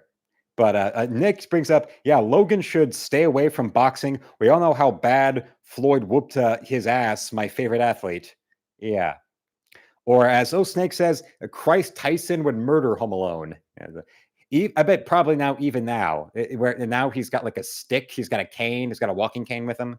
That's why you're gonna do that there. I'm gonna whoop your ass. I'm gonna whoop your ass. I just want to get in there. I just want to get in there. I just want to make sure that you understand that you think you're going to go up there. You think you can put traps. This ain't no traps. You can't trap me in the ring. I'm the ultimate predator in the ring. You can't stop me, Macaulay. You can't stop me, Mac there. You think you a Mac Daddy? What, just because you got to fuck me, Lacunas? That don't make you a Mac Daddy. That make you a cast member of that 70s show. She had 3 exits, no waiting. You know what you would do after sex with me, Lacunas? You'd high-five the next guy that'll get his time with her. That's what you say there. Although Christopher says, I'll just say Holyfield. Oh, yes. I want Holyfield. I want Holyfield. I showed you what these guns can do in the Middle East. Now I want to show you what they can do in the ring. This summer, Atlantic City, the Taj Mahal. It's the war on the shore. Well, I don't really want Holyfield in any kind of argumentative way. I want Holyfield in a way that would lead to... Oh, here's one. Well, your return refund initiated. You received a refund. There it is. Right there. Did you buy more than one thing from the guy? No, I just got this. Because he's lying sack of shit. You were issued a refund in your return. Okay. He tries to get aggressive by saying you're lying. Like, fuck you. Go paint your face orange. Like, this one. Idiot. There we are. That was simply done. Well, I even showed, I'm guessing he double checked the photo where I showed him, yes, the centerfold. Back in the days of magazine printing, you have the ones that were done like this, where it's just like a thicker, it's the way that comic books are usually done. But then in the mid 80s, Playboy did update its printing style to be square bound, so that then it would have a spine. But here it's just the flatness. And where you see the flat style like this, there's the 3 staples. The 3 stapled style like this means that the way that Playboy would be printed back in the day, where it would have these in here, these centerfolds in there, that meant that if you got to the actual dead center of the magazine, where you would see the other end of those 3 staples, that meant you would be at the center of the magazine, hence center fold. You know how I know it's missing? Here's me looking at the magazine, looking at it, the last page of the article, boom, it's missing. And remember, when you look at any edition of Playboy, either from that day, from the days of these 3 stapled spines, or the days of the square bound that they've been printing the magazine since 85 or so, because I remember I have seen it, but I've never owned it. The issue where it was the last issue where they printed it with the stapled back, and then the next issue where they debuted the square bound printing, the card stock, the page stock for the centerfold is always thicker. Wow. So when you're flipping through it, you always know immediately where the centerfold is. When you would buy, if you would get the Playboy fresh, you would then have all those little papers in it you'd have to take out, and then you'd pull out all the papers, and when you'd flip the magazine, then the thickest cardstock would always be in that centerfold. And Kim Ryan says, "Oh, Luke, the voice. You think you can go over there? Merry Christmas, little fella. We know that you're in there and that you're all alone. Come on, don't be scared. It's Santa Claus and his elf. Be a good little boy, Macaulay, and open the door." Ah, shoot. Ah, the little jock is armed. You go to the floor there, Holyfield. I'll go to the front door. You go in the basement. Mike. Holyfield? Mike? Why the hell did he take his shoes off? Why are you dressed like a chicken? What are we going to do? What are we going to do to him, Mike? We don't do to him everything he did to us. I'm going to set his head on fire. I'm going to smash his face in with an iron and shove a nail through his foot. But first, I'm going to start by biting off every one of these little fingers right here. And then instead of Old Man Marley, it's Buster Douglas as Old Man Marley smacks him over the head with the shovel. Bong, oh, bong, oh. Come on, let's get you home. Well, remember, I said Macaulay Culkin was in attendance at one WrestleMania sometime at like the peak of his career. And WrestleMania 6 famously is where you had Buster Douglas as a guest referee because it was supposed to be Mike Tyson. But then the shocking upset of Buster Douglas knocking Tyson on his ass led to then last minute they replaced Tyson with Douglas. Yeah. Oh, Snake says, I still don't understand the use of that paper. It's not hard to bang a real female. Women that look like that, it is. Just a little bit over there. Just a little bit of a fate, for people that just faded to oblivion. You have to take care of that. You have to take care of that the way that the Corona beer people take care of that little fire. The little lamp, the little, oh, Christmas tree, oh, Christmas tree, oh, Christmas tree, oh, Christmas tree. Feliz Navidad from Corona Extra. They've been playing that continuously since 1990. Yeah, you go from one of the longest running Christmas ads of all time since 1990 and still going to now a recent Rocket Mortgage commercial. I'm guessing that guy probably decided to go and he probably double checked the picture I sent with the return request. And then he saw, oh, wait, yeah, there's that. Because he tried to respond to saying, I check every one before I ship them out. And it was shipped with the centerfold. Well, no, it wasn't. Yes. So somebody from eBay tore it out. So in that case, then that means that the package would have already been open and somebody would have ripped it out and there would have been open mail. And that would be their fault, not yours. And that would be something I would have already found and then go to the post office to complain about. But or Michael Sprown, he suggests, I guess people just like pictures. They don't talk back or complain to you like the other pictures. Oh, yes.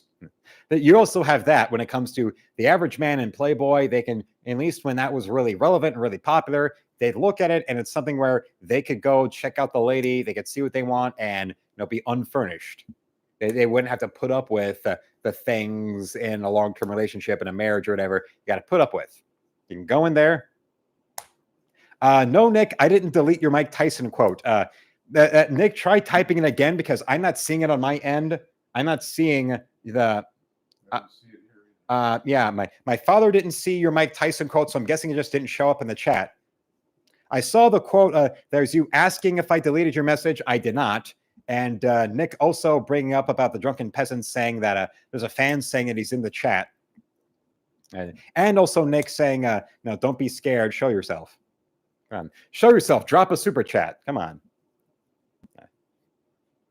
Drop in them super chats. It's like when I did watch that show Comic Book Men on AMC, and they had some kind of rivalry going on at a flea market, and there were some of the guys going up against the one Asian guy Ming's table, and they would buy up something of his and then proceed to throw it on the ground and smash it. And then the guy in charge of the flea market went up to him and say, hey, well, no, you're going to destroy property like this. You have to buy it first. Then you can do whatever you want once you've made the purchase. Okay. And then he puts the money down and starts smashing Ming Chen's crap on the ground. And Kim, we know it's a good afternoon for you down under. Nice to see you around here because for the Rose Bowl stream I'm going to be doing, that's going to be at 5 in the afternoon. It's going to be an afternoon stream. It's going to be very special, very interesting, very distinctive because, yeah, Michigan, it's not every day that Michigan gets to be this close to a national championship. So I'm going to be streaming the game. It is going to be amazing. And it's going to happen before the Mike Tyson-Macaulay Culkin fight. But Mike Tyson-Macaulay Culkin fight, that is for later. And that is for... You're going to have to go and see that at another situation. At another time, and another influence, because, well, Macaulay Culkin in present day and his weird mannerisms are always just a little suspect. Kick the shit out of that ball. Look out. Oh, Snakes, I have not seen Blue Eye Samurai. Give it a go if you haven't already. Too many tits and peen for my taste, though. Still good stuff. Blue Eye Samurai, I've never even heard of that, but I will definitely recommend it. If you're recommending it, I'll see what it is. It's like when I was recommended Outlaw Star and really liked what I saw there. I don't know what else we're having besides. Or here's one. How about a Mike Tyson? No. A King Kong Bundy Macaulay Culkin wrestling match. We know Culkin's into it. Maybe he could go and do that. A little bit of fun in the squared circle. Hell, at WrestleMania 11, they had Jonathan Taylor Thomas and Pam Anderson and Jenny McCarthy, and also Lawrence Taylor. The main event was Lawrence Taylor having a match with Bam Bam Bigelow. Yes, the title match, the heavyweight title match at WrestleMania was in the undercard.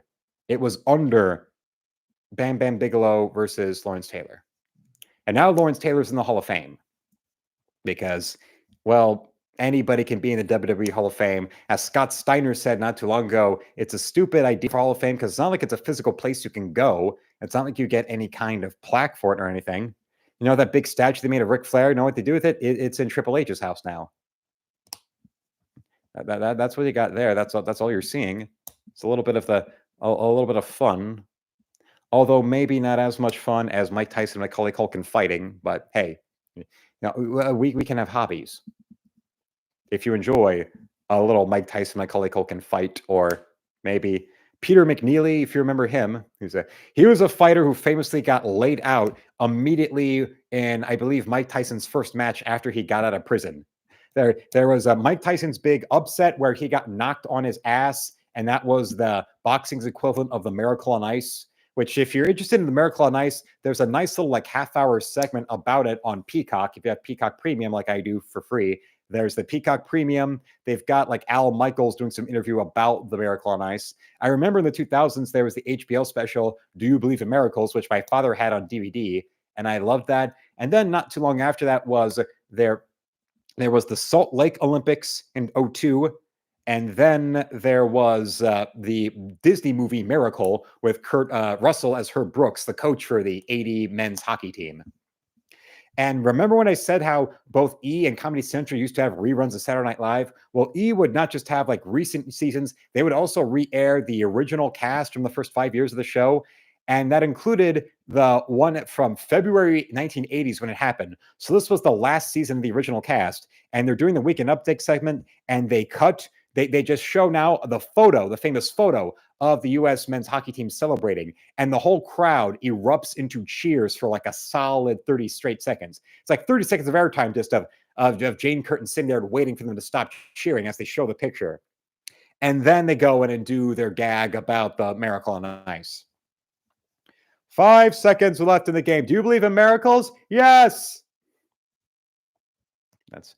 There's also talk of Johnny Weir.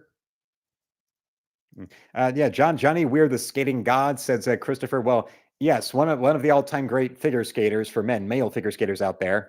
He now, ever since he had his great glory with winning the gold, he's now been the regular commentator on the NBC's Winter Olympics coverage. And also famously around the time that Margot Robbie played Tanya Harding in that movie, which was Margot Robbie's first attempt to try and play ugly to get taken serious as an actress. And it was like a big push where there was that movie coming out. And then there was like a ESPN 30 for 30, a big special on CBS about it. Stupid. But what happened? Oh, yeah. It was really a big push for Harding to try to get respect or to get like redeemed in the public eye. And then TMZ caught Johnny Weir and they asked him what he thought. And he said that she has humiliated the sport far too much for her to not get her lifetime ban revoked. Yeah, well, and for him, for Johnny Weir, he may dress and act like Pee Wee Herman on ecstasy, but when it comes to skating, he's a good judge of character. Go out there. Although now there's a part of me that now making that Pee Wee Herman reference, I would love to see him do the tequila dance like in Pee Wee's Big Adventure. And fun fact, Pee Wee's Big Adventure you can now watch on YouTube Movies. It's now available for free on YouTube Movies with ads if you want to see that. Break dance! Because I haven't seen that movie in a long time, and now I just out of the blue was like looking up Red Letter Media, and I got recommended their review they did of Pee Wee's Big Adventure with Macaulay Culkin. Is that like a few months before they recorded that episode, they had Culkin on, and he gave him like a short list of movies that he would like to do a review video with them. And I'm guessing that their hand was forced by the passing of Paul Rubens. So that's why they went and did that one there. And I remember Culkin also saying, this is the movie I'd love to introduce to my kids. Well, he has a son now. He has a little baby boy with Brenda Song, I think is the actress's name. Oh, Snakes brings up Mark Henry and Mae Young. Oh, yeah. When Mark Henry got Mae Young pregnant and then Mae Young gave birth to a hand. And I saw that whole storyline in real time. I started watching wrestling. It was like spring 99. My first memory is the Raw where Stone Cold Steve Austin rescued Stephanie McMahon from being kidnapped by The Undertaker. And then kept on going. And yeah, 2000, there was, we're having a baby and it's old Mae Young and Mark Henry. And then he winds up giving birth to a hand. Mo Snake says that was the peak of wrestling. Also, Iron Sheik calling Hulk Hogan the F slur and saying he's going to break his back. Oh, yeah. And the Iron Claw movie is out now, where Ed Farhat, the original Sheik, is played by Chavo Guerrero Jr. Well, one member of a respected, revered wrestling family playing someone else involved in the pre-Vince McMahon wrestling business that has reverence. That's what we need. A little reverence. All right, I'll see you later, dickhead. You know, you're the biggest brown nose I've ever seen. You've got your head so far up Mr. Allen's ass, I can't tell where you end and he begins. You've got bad breath caused by gingivitis. You couldn't get a porn star off. That wig is so terrible, I don't know whether to look at it or hit it with a shovel and bury it in lime. Loser, wimp, degenerate, slut. Wah, wah, wah, wah, wah, wah, ha, ha, ha, ha, ha, ha, ha, ha, ha, ha, ha. Boom. Are you busy right now? Extremely. Good. Oh, you used to work directly for Mr. Allen, didn't you? Oh, yes. And what do you think of him? He's a pedantic, pontificating, pretentious bastard. A belligerent old fart, a worthless, steaming pile of cow dung, figuratively speaking. Yes, R.I.P. to the Iron Sheik, and also Liar Liar is Nick's favorite, his favorite Jim Carrey movie. Forgot about that. Yes, Nick's favorite Jim Carrey movie, Liar Liar. The pen is blue. The pen is blue. The goddamn pen is blue. Which, if you remember, Carrie's secretary in that movie, she also was that social worker lady in Mrs. Doubtfire, the one that goes into Robin Williams' place and he's got his face covered in the whipped cream. Hello, that one. Oh yeah.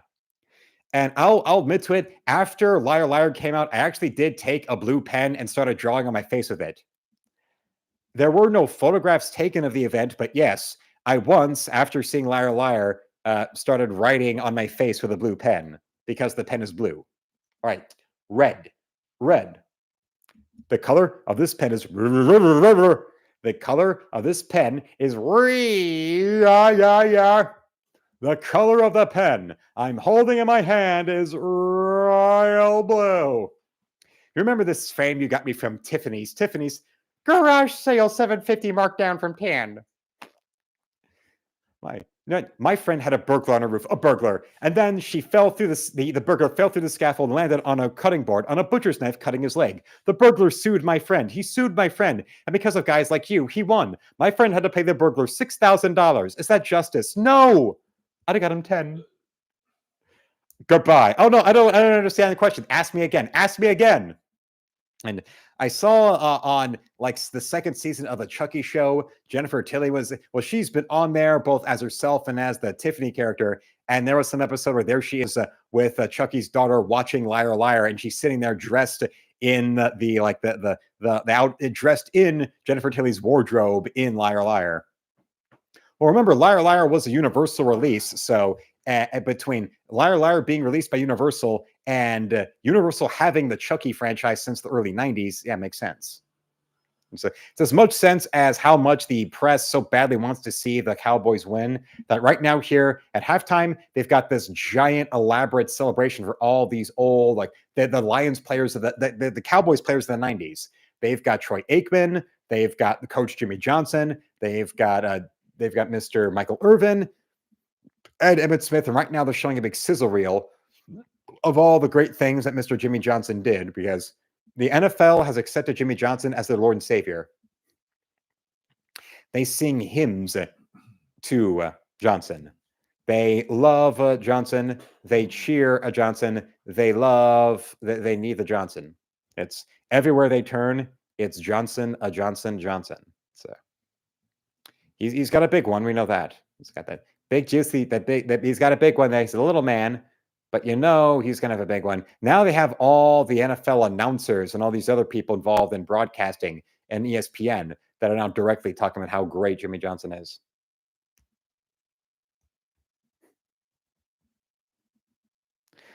Snakes also rings up. Yeah, Jennifer Tilly would have gotten it in Liar Liar, not so much now. Oh yeah, but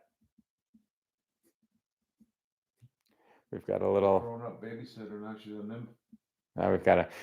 We've got my father's got multiple devices on, and one of them he's got a movie on where it's It's Elizabeth Shue. it's Elizabeth Shue, and she's practically she's chasing a boy, a teenager, through the kitchen, trying to get him to ride her like a mechanical bull. Called like Cougar something. I don't know what that. Although behaving badly. My behaving badly. my father on his tablet has a movie on called Behaving Badly, and there we've got present day Elizabeth Shue. Remember, she's a very sexually vibrant woman. Remember her Oscar nomination for playing a hooker, and right here, right now in this movie, she is badly macking on this guy. This guy who's clearly supposed to be like high school age, but then again, yeah, it's Elizabeth Shue. I go for it. And now she's gonna do the electrical blender. She's yeah. Everything Elizabeth Banks wishes she could be, that Elizabeth Shue actually is. That's. But yeah, Jennifer Tilly. If you notice that with her, at least in Liar Liar, how phenomenally like weirdly horny she is. She's beating herself up with that electric blender. She's almost as intense in this movie and in Liar Liar as Elizabeth Shue is right there on the tablet that my father has on, showing this movie called Behaving Badly, where there is Miss Shue using an egg beater to pleasure herself. Because she's crazy. And now there's another guy just came into the room and she is licking his face and biting his ears. Okay, hot. And yeah, go for it. Give her what she needs. Trust me, if a woman like her is not sexually satisfied, she will kill. And she'll kill again. As seen by Relentless, if she's still here in the chat with us, we know her. If a woman like Relentless doesn't get what she wants in bed, she will kill and kill again. Hence why Jennifer Tilly wound up now forever is typecast as Chucky's girlfriend, because in Liar Liar, she was getting it. Remember her grabbing Jim Carrey's ass, and then she starts forcibly making out with him after it's rewarded in her favor, the case. And then, of course, there's also the famous tape. If my client commits adultery, she's entitled to nothing. Oh, yes. Oh, God. Oh, yes. Oh, yeah. Do it to me. Give it to me. Harder. Harder. Ah, ah, ah, ah, ah, ah. Oh, come on. How do I know that woman on the voice is not the guy himself? Oh, you're such a better lover than my husband. Oh, baby, I got to go clean the pool now. Oh, you're such a better lover than my husband. Oh. As proven between Elizabeth Shue in this movie behaving badly, and if you remember Jennifer Tilly in Liar Liar, women like that, they need it. The Practice. Actually, a couple things. He was on that show, The Practice, and also he was in that Vietnam movie Hamburger Hill. My favorite Vietnam movie, Hamburger Hill. You gave her dog a sausage. You stuffed her like a Thanksgiving turkey. Okay, I humped her brains out there. Now you happy? He's badgering the witness. It's his witness. Oh, and Snakes, to answer your question, what's my favorite wrestler? Stone Cold Steve Austin. Without a shadow of a doubt, it's the Texas Rattlesnake, Stone Cold Steve Austin. Somewhere, I remember my sister came with me and my father to a couple different episodes of Raw. There was one in October 2000, another in March 2001. We were in DC. And the first time we went there, I had my dad's girlfriend at the time bought me a Stone Cold Steve Austin rattlesnake belt. I wore it to the arena. And then when we went there to MCI Center, he bought me the Hunter camouflage Stone Cold hat.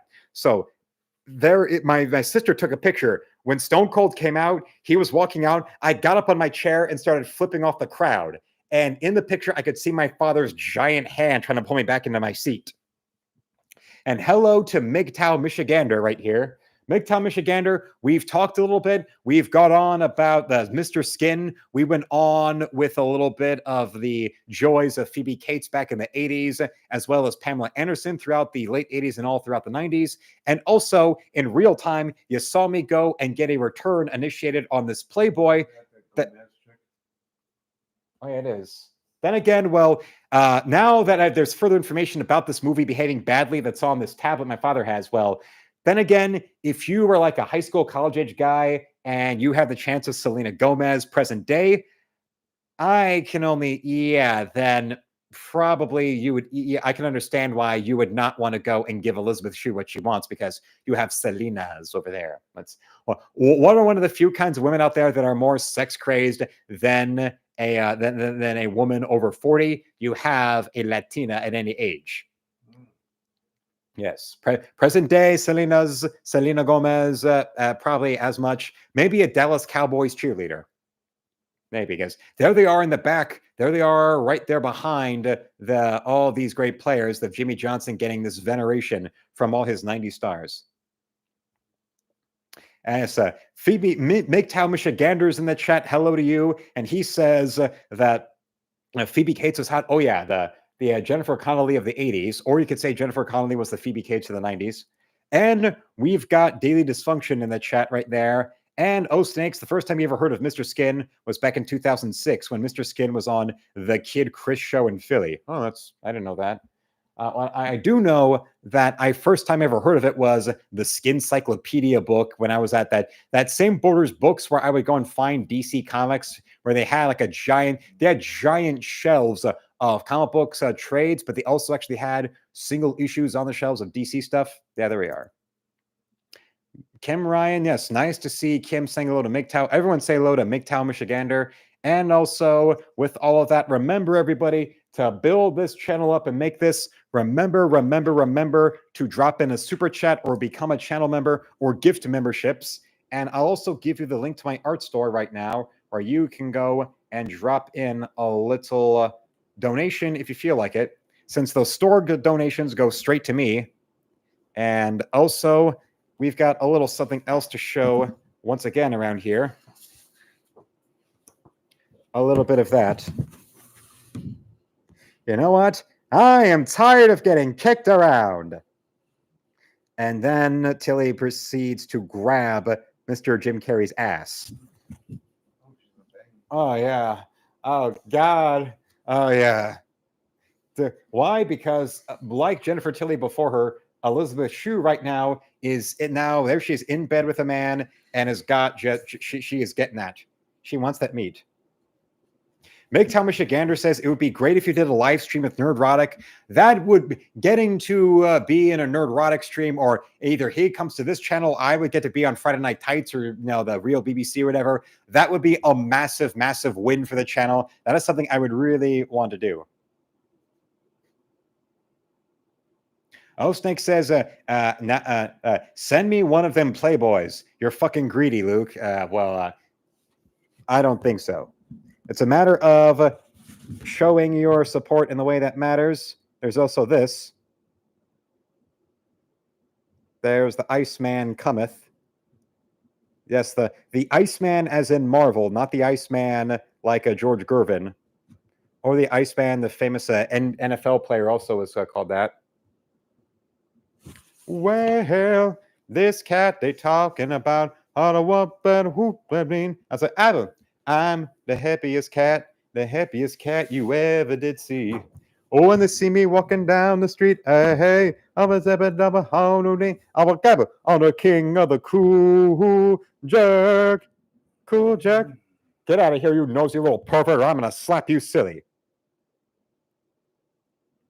Oh, yo, Cookin' Frankie. Yes, that was the first time I ever heard that song, Cool Jerk. Thanks to Home Alone 2 with Uncle Frank in the shower. Yes. If Uncle Frank says if I see him when did I start drawing professionally? 2011, actually. It was 2011 when I would say when I started drawing professionally. It was 2011. It's been a while for drawing professionally. And remember, any one of these, if you want them, follow the link to my art store, and a $30 donation into my store will get you any one of these, or a $50 donation will get you both. Just remember, any one is a $50, any one of these is a $30 donation to my store to receive. And if you want two are for $50. Oh, yo, Cookin' Frankie. Oh. My father says he didn't come all the way to New York just to get his naked rear end spied on. A limousine and a pizza. Cool Jack. Cool Jack. Cool Jack. Oh, yeah. Cookin' Frankie. Oh. And, oh, yes. What's this?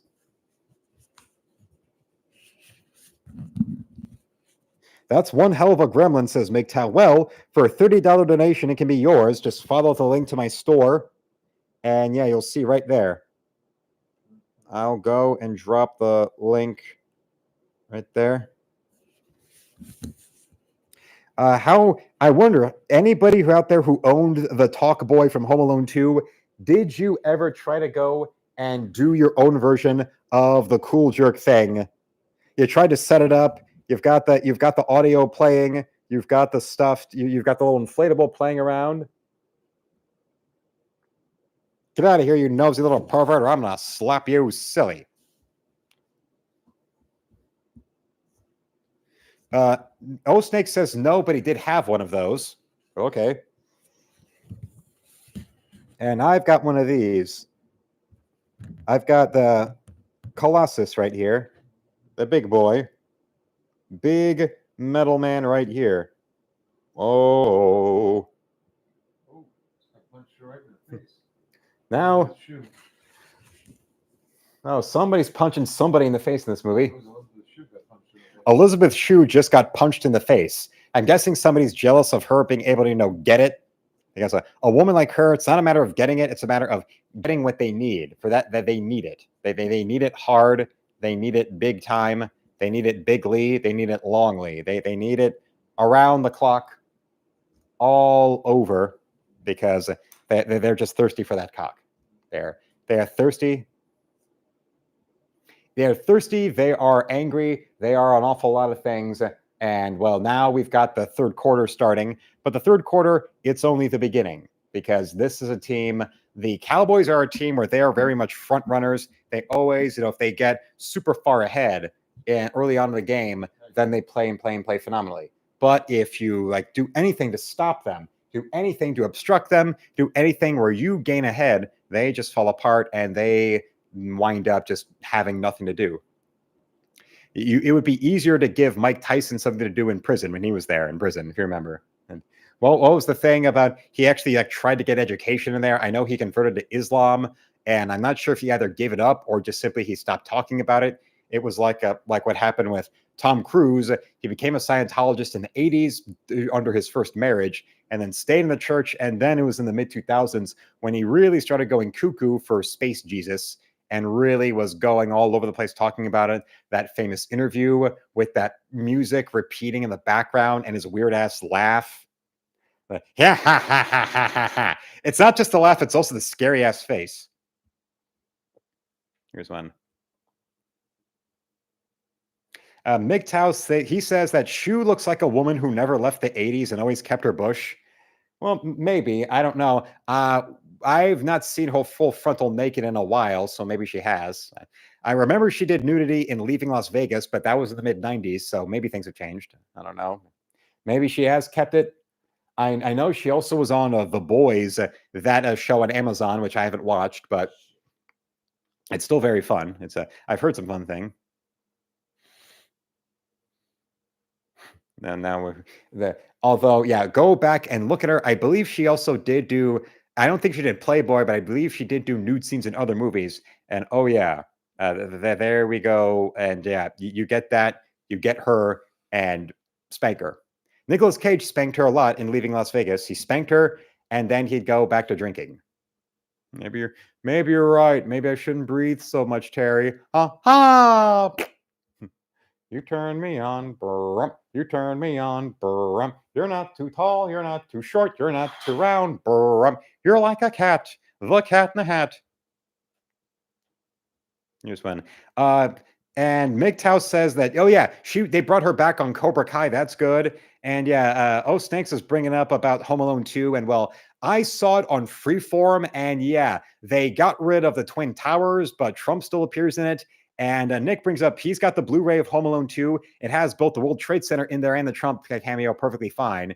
The thing with the Twin Towers is the whole idea, anybody who was alive back then remembers hearing never forget, never forget. Well, by removing the Twin Towers from the movie, you're actively trying to get people to forget about it. So no, I keep him there. That's my. I'll keep it very simple about the Twin Towers. Don't they, if anything, celebrate them. That's part of why I loved that film that came out of The Walk about the Frenchman who did the high wire walk between the Twin Towers. Remember that? It was like the buildings were still actually being constructed. They weren't even totally finished yet, but already they were finished enough to start having all the businesses inside them. And it was like August in 74. There he was, and he went and did his little dance, his little French man. And Cobra Kai, I've heard a lot of great things about that show. At the last Motor City Comic Con I went to, they had William Zabka there, and there was a lot of Cobra Kai cosplay. It looked really fun. They even had a lot of Cobra Kai related toys there. I didn't know the show was doing that well, that now it has its own merchandising. But when it comes to that being an exception to the rule about decades late new versions of old film franchises, whether it's a new movie or if it's like a new TV show or whatever, I did not know at all that they had done this.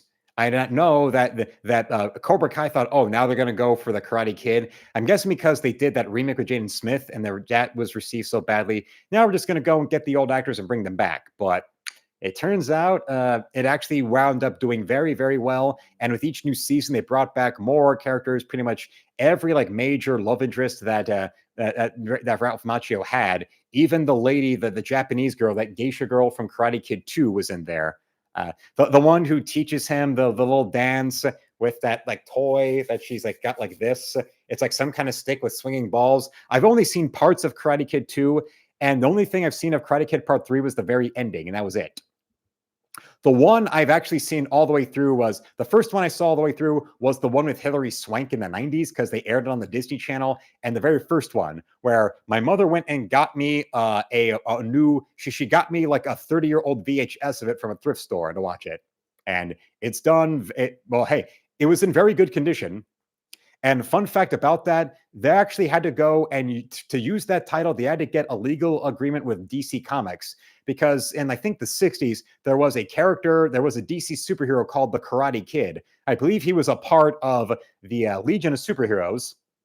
Yeah, he was part of the Legion of Superheroes in that group. And it was actually created by Jim Shooter. Jim Shooter, the editor-in-chief of Marvel in the 80s and the late 70s. He started out as a writer for DC. And yeah, one of his creations included the Karate Kid. And that's why if you look at the credits for the first one, there actually is a credit thanking DC Comics for being able to use the title. And what's funny about that is at Marvel Comics, there was a long-time assistant editor and editor at Marvel. He's been working there for decades and his name is Ralph Macchio. Yes. He was a guy, he's been working at Marvel since I believe the 60s. And ever since the mid 80s, yeah, it's been a big now a joke for him in the comic book world of having to deal with all those Karate Kid jokes he's had to put up with ever since the little, Mr. Teen Idol. Well, it was really the Karate Kid that made him a name, but he was another one of those 80s actors that got his big break in The Outsiders. Like in The Outsiders, like anybody who was anybody in the 80s, like got like an early role in The Outsiders. You had Matt Dillon, you had, of course, Tom Cruise, you had Patrick Swayze and Emilio Estevez, Rob Lowe, C. Thomas Howell, who then wound up destroying his career with doing blackface in what was that movie? Soul Man.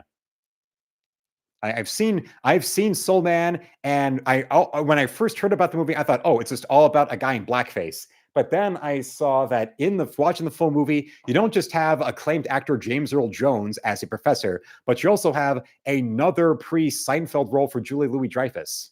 Most people think of Dreyfus, and in the mainstream, her like big pre-Seinfeld role was being one of the neighbors in Christmas Vacation. You might get some people also remember her having a few years on Saturday Night Live, or like some B-movie fans remember her in Troll. Yeah, the original Troll in the 80s, she was in that. But also she had a small part in Soul Man. Right. Where C. Thomas Howell, who was a promising actor, he also had a little part in E.T. and then was in The Outsiders. And then he goes and does blackface, and his career was just destroyed. He asked me to train him. in '85 when I said no. And back in another one of my father's true Hollywood stories, back in the day in '85, C. Thomas Howell approached my father to train him, and my father turned down Mr. Howell because he was like, when it comes to that whole circle of the main actors you would see in all those John Hughes movies, they were like the main ones, but then you also saw like ones that were associated with them in other movies. They would appear outside of John Hughes productions. There's you look, like I said, The Outsiders. You've got Emilio, who was a regular in those Hughes movies, but then you also in Outsiders, there he was with Tom Cruise and Rob Lowe.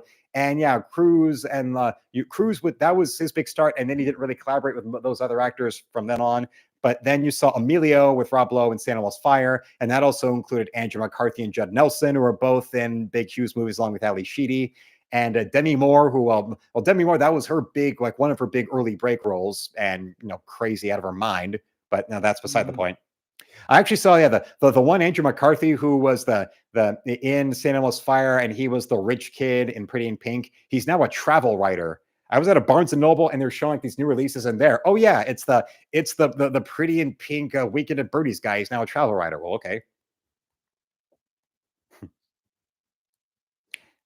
And well, we've got all those people. It's like a big elaborate family tree from one to another, where or maybe it's like spokes that radiate outwards, where there's that main circle of Molly Ringwald, Anthony Michael Hall, Emilio Estevez, Judd Nelson, Ali Sheedy, and all that. And then further away, you go to other actors that were known at that time that they did in other films, like I said, with Rob Lowe and with Tom Cruise, like in The Outsiders or other stuff they did.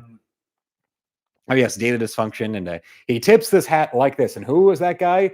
Emilio Estevez, the Mighty Duck guy. Oh yeah, I was like, Emilio. That's right. I'm like, Emilio. But the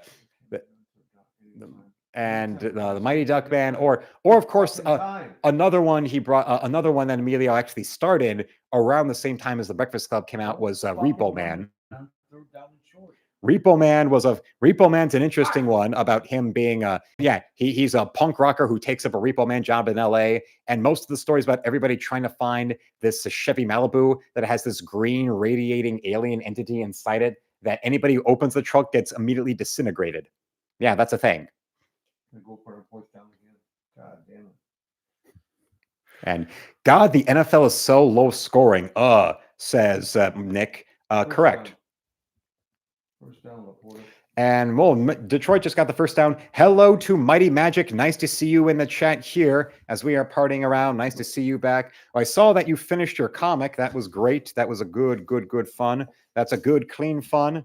And Mighty, I want to go and show you some of the artwork I've done lately. We've got Colossus right here. And let me go and add the store link again. Mighty Magic, one of our connections to Illinois. Yes, MGTOW says, all the actresses you mentioned got big in the 80s, the perm age. Although, going back to Elizabeth Shue, she never really had a perm. Like Adventures in Babysitting or The First Karate Kid, or I was going through Instagram one day and I randomly got recommended. It was like a montage of before they were famous, like commercials. And she did like a Burger King ad before Adventures in Babysitting. And well, yeah, didn't have any perm in there. That's a sweet Colossus. Well, thank you, Mighty Magic. If you want one, just follow the link to my store and donate 30. They will be, then I will ship it out to you. We've also got Turbo Man right here, of course. And that is how we do the deal. I wonder if maybe now, without the influence of alcohol, Elizabeth Shue will be a little less violent, sexually violent towards this man. She's not going to be that much of a, oh, come on, let's do this, or licking a man's face, licking like a 20-something-year-old man's face and grabbing his scrotum in front of everybody. It's turbo time. Oh, yes. I wonder who slept with everyone at the post office except me. Hello to La Roca. He just wanted to stop by to say hello to me. I just wanted to stop by to say hello to you and your fam. Want to wish you a wonderful 2024. Well, right back at you, La Roca. Sucker. As we see these boys right here. What is the next? Nobody likes Booster. Yes. Oh, nobody likes it, Booster. Oh yes, Booster. He sucks. And why is that? Because I've been sweating like a dog in a Chinese restaurant, waiting for your sorry ass to show up. Ooh, what? Yeah. And now we go, rubber baby bunky bumpers. I bet you didn't expect me to say that, did you? Although, remember, Last Action Hero is very misunderstood, and I loved it. I love it, I love it, I love it. There's my recent Iceman. And also, don't forget, everybody, about my little Mr. Freeze right here. And also, another thing about Last Action Hero, it was the film debut of Sonya Blade from the Mortal Kombat movie as Arnold's daughter. So no wonder in a big action scene, she kicks a man square in the nuts and kicks him so hard in the nuts that she actually lifts him over her head with her foot. So she was already ready to go and fight and kick all kinds of ass long before she was the last-minute replacement for Cameron Diaz in Mortal Kombat. That's why I love that. That's why I love that, as well as the AC/DC song that was attached to the movie, where they actually got Arnold to appear in the music video, and he appeared in costume as the guitarist with the British schoolboy outfit he's always wearing. And then there was I think a video game. They also had Burger King cups and they had toys. They really were putting a lot of money behind that. But guess what happened? The movie also, why was it a big failure? It wasn't just the critical reaction to the film. It's also the fact that it opened up 2 days after Jurassic Park. Yes, Jurassic Park was June 11, 1993, and Last Action Hero, June 13th, 1993. Even the promise of Arnold and of the hot little teacher from Billy Madison was not going enough to get people away from the dinosaurs. Although now I wonder with Arnold, so hot, want to touch the hiney. Oh, ha ha ha. Touchdown. Touchdown, Lions. There we go. Now the Lions have taken the lead. Yes. Or MGTOW brings up, it was funny how she screamed when she hit someone. And I remember the Nostalgia Critics review for the movie, and he was talking about, like, you scream when you're in danger, not when you're kicking ass. I thought, talk about somebody who doesn't get the joke of the whole idea, for all the talk of present day about Hollywood hating damsels and not wanting women to be victims. Well, you had that joke done decades ahead of time and actually, did the joke in a way that expected the audience to get it. Where there you go, the ironic subtext right there, and getting people to understand it in the mid-90s was a fool's errand. So there she is, screaming in terror as she's beating the shit out of everybody and shooting them, and like I said, kicking a man so hard in the nuts that he flies over her head. Also that, and if you notice, she's basically wearing a sexy female version of Arnold's wardrobe throughout the movie. How he's always wearing the jeans with the jeans with like the dark light, almost like suntan jacket. The suntan jacket, the jeans, and the red shirt, and she's got the little tied off suntan jacket with the cutoffs and the little red tank top, because she's just the dirty girl version of Arnold. Also, that and the fact that if you remember, the movie within the movie that it all takes place in is a Franco Columbu film. Yes, it's the studio presents a Franco Columbu film, Jack Slater 4. Franco Columbu, of course, being the Italian Mr. Olympia bodybuilding champion who got his start in America in the bodybuilding world alongside Arnold. They were friends. They were friends, longtime friends. You saw in the Pumping Iron documentary, Franco Columbu is the Italian guy who pulls the back of the car up and out when somebody needs help getting out of a tight parking spot. Because that is the way the Franco works. No. And they say to people, come to California. They say, go to California. We say that as an insult. I say, I'm going to California, and they think I'm just trying to be funny. When Franco Columbu wanted to be funny, you knew when he was being funny. But him and Arnold, their friendship stay together. Hence the little inside joke in Last Action Hero with Franco Columbu being the director of the Jack Slater movies. And oh yeah, the big moment people remember is that Franco does is the moment where he's blowing up the water bottle. The world's strongest man competition. He's blowing up a hot water bottle, breathing into it, and then it just explodes from how much pressure he put into it. Because remember, Louis needs his father to teach him about being a big hunk of man. But Mr. Franco, on the other hand, he knows he's a big hunk of man. He doesn't have to explain it to anybody. Hello to Sir Ubi-san. That's right there. And now with the poll, let's look at the poll right now of which 80s/90s sex symbol is the hottest. Well, Pamela Anderson is winning with 44% of the vote. Phoebe Cates is number 2 with 25. Jennifer Connelly is third with 19. And Christy Brinkley is number 12. If I knew I was going to be talking about Last Action Hero, I probably would have brought up something with Miss Sonya Blade there debuting. There is one YouTube channel called Leighton Eversole that does really nice, like detailed, full length, like feature length making of videos on movies. And he did one on the Mortal Kombat movie that was actually longer than the movie. And in going about the casting details, he brings up that, the Cameron Diaz was cast, but then something else about Sonya Blade that I didn't know was that actress was also Miss Teen USA and then went into acting. And I think like Last Action Hero was her debut. And then from there was at the last second, like right after doing Billy Madison, she got to be Sonya Blade. Although my father does have a correction. He says, no, that was at an exhibition. Was that a guest posing thing? The thing in Pumping Iron where Franco Columbu blows up the water brother by breathing into it, that was at an exhibition.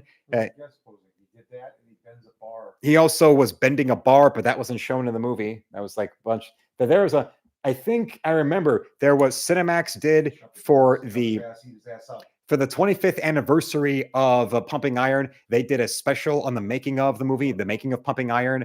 And when you watch it, they show that 100 hours of footage was shot for the movie. 100 hours of footage was shot for Pumping Iron for all about the 1975 Mr. Olympia.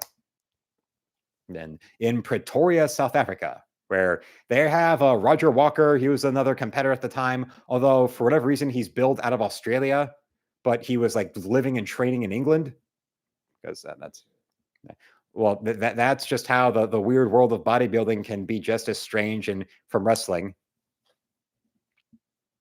And also a good thing about the Last Action Hero also is the kid in the movie, any like child actor at all who had anything, if they had like even just a big film and they wind up growing up and not having any kind of problems like a Danny Bonaducci or whatever, that deserves a golf clap. And that's like oh my God, thank you. That kid came out with no problems. Like Natalie Portman and Elijah Wood, what they both said in separate interviews about how lucky they were to have not been victimized in any way. But hey, that's how the business is. Mighty Magic says, Luke, did you watch the movie where Jennifer Connelly controls insects with her mind?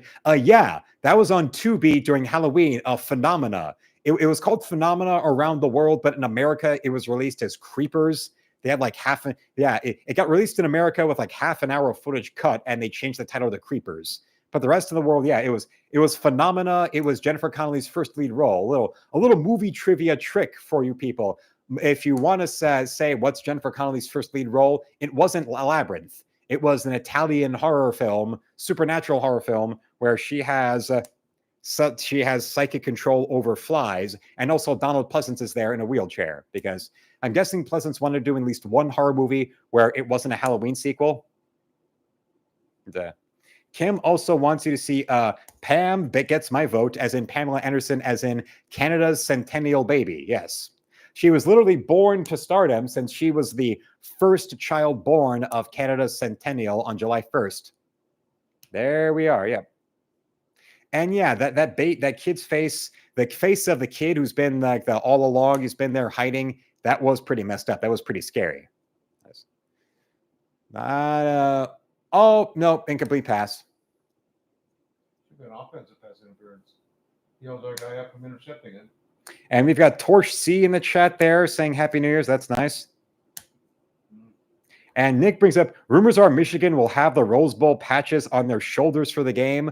Well, I see they've already got Rose Bowl shirts and stuff ready to go. And I know that like today, ESPN College Game Day was on, and they were showing all kinds of stuff, like how about it was actually like raining and overcast and like dingy in Pasadena. Pasadena is almost never like that. It's always a nice inland California weather, so it tends to actually be hotter, but never like super rainy. That's the strange like climate phenomenon of what happens when you go to like Venice Beach early on in the morning, like 8 a.m., 9 a.m., and you go there, you see what's going on, and you see fog. There's a big fog bank. And the reason that happens, it's the combination of the the cool breezes of what goes on from the waves crashing in onto the beach early in the morning, and that the coolness colliding with the inland heat. Because, yeah, when you go inland in LA, it's always about 30 degrees hotter than what happens at Venice Beach or Santa Monica. It's the marine layer, it's actually called. And MGTOW is also happy to see that our Lions are finally going to the playoffs. Oh, yes, for the first time since the late 90s. I remember it was the first season after Barry Sanders after Barry Sanders retired. They were 8-8, got into the playoffs, and then lost in their first game. We don't have to win this game. They do. They're a wild card. We already clinched. Ford Field, Dwarfs Comerica Parks, MGTOW also says, oh, yeah. That's you look at the size of it and also the attendance. And remember, both stadiums are built above the ground, so you see the scale of it. It's not like Michigan Stadium in Ann Arbor, where you look at the scale of Michigan Stadium and you go down and down and down because they really dug deep. They burrowed into the earth for that to show you, and so that they could then elaborately build more and more and more buildings onwards afterwards. And now now we see that we've got a guy, he's now working the pole as a male stripper, and there is little Miss Elizabeth Shue wanting to see him get all wild and dirty. Because remember, Elizabeth Shue is a very lusty woman. Sir Ubisoft, no, that movie was not an influence on Pain Machines. Italian horror stuff was not anything. In completing Pain Machines, it had nothing to do. Francis Bacon, that painter, Francis Bacon, the painter whose work inspired the imagery of the Silent Hill games and the movie Jacob's Ladder. Yeah, that was a big influence. Austin Powers chicks in this too. Elizabeth, Heather Graham. Yeah. Also, they're showing Heather Graham's also involved in this movie. There's that. Well, now we're getting to the end credits. Yeah, the movie's done, but I mean, it was fun. Yeah, because my father's got Prime. So no, this is Tubi. Oh no, that's Tubi. This is Tubi. He's got his tablet on Tubi. It's a Tubi tablet. Actually, Nick, I would say that Bernie Wrightson wasn't an influence, because Bernie Wrightson, his artwork is far more precise and more representative. He's more representational art as opposed to abstract. And with the artwork I was doing with that was far more abstract. I was doing more abstract art with Pain Machines than anything of the real precise type of sphere of the brain. Like what I'm doing with Tanya, Lady of the Blade, that drawing style, that world, that is a precise world of trying to do representational art. So Bernie Wrightson would actually be more of an impact on that than he would be on Pain Machines. Francis Bacon, an amazing, phenomenal painter. I would recommend to anyone, anywhere, at any time, because he just plain rules.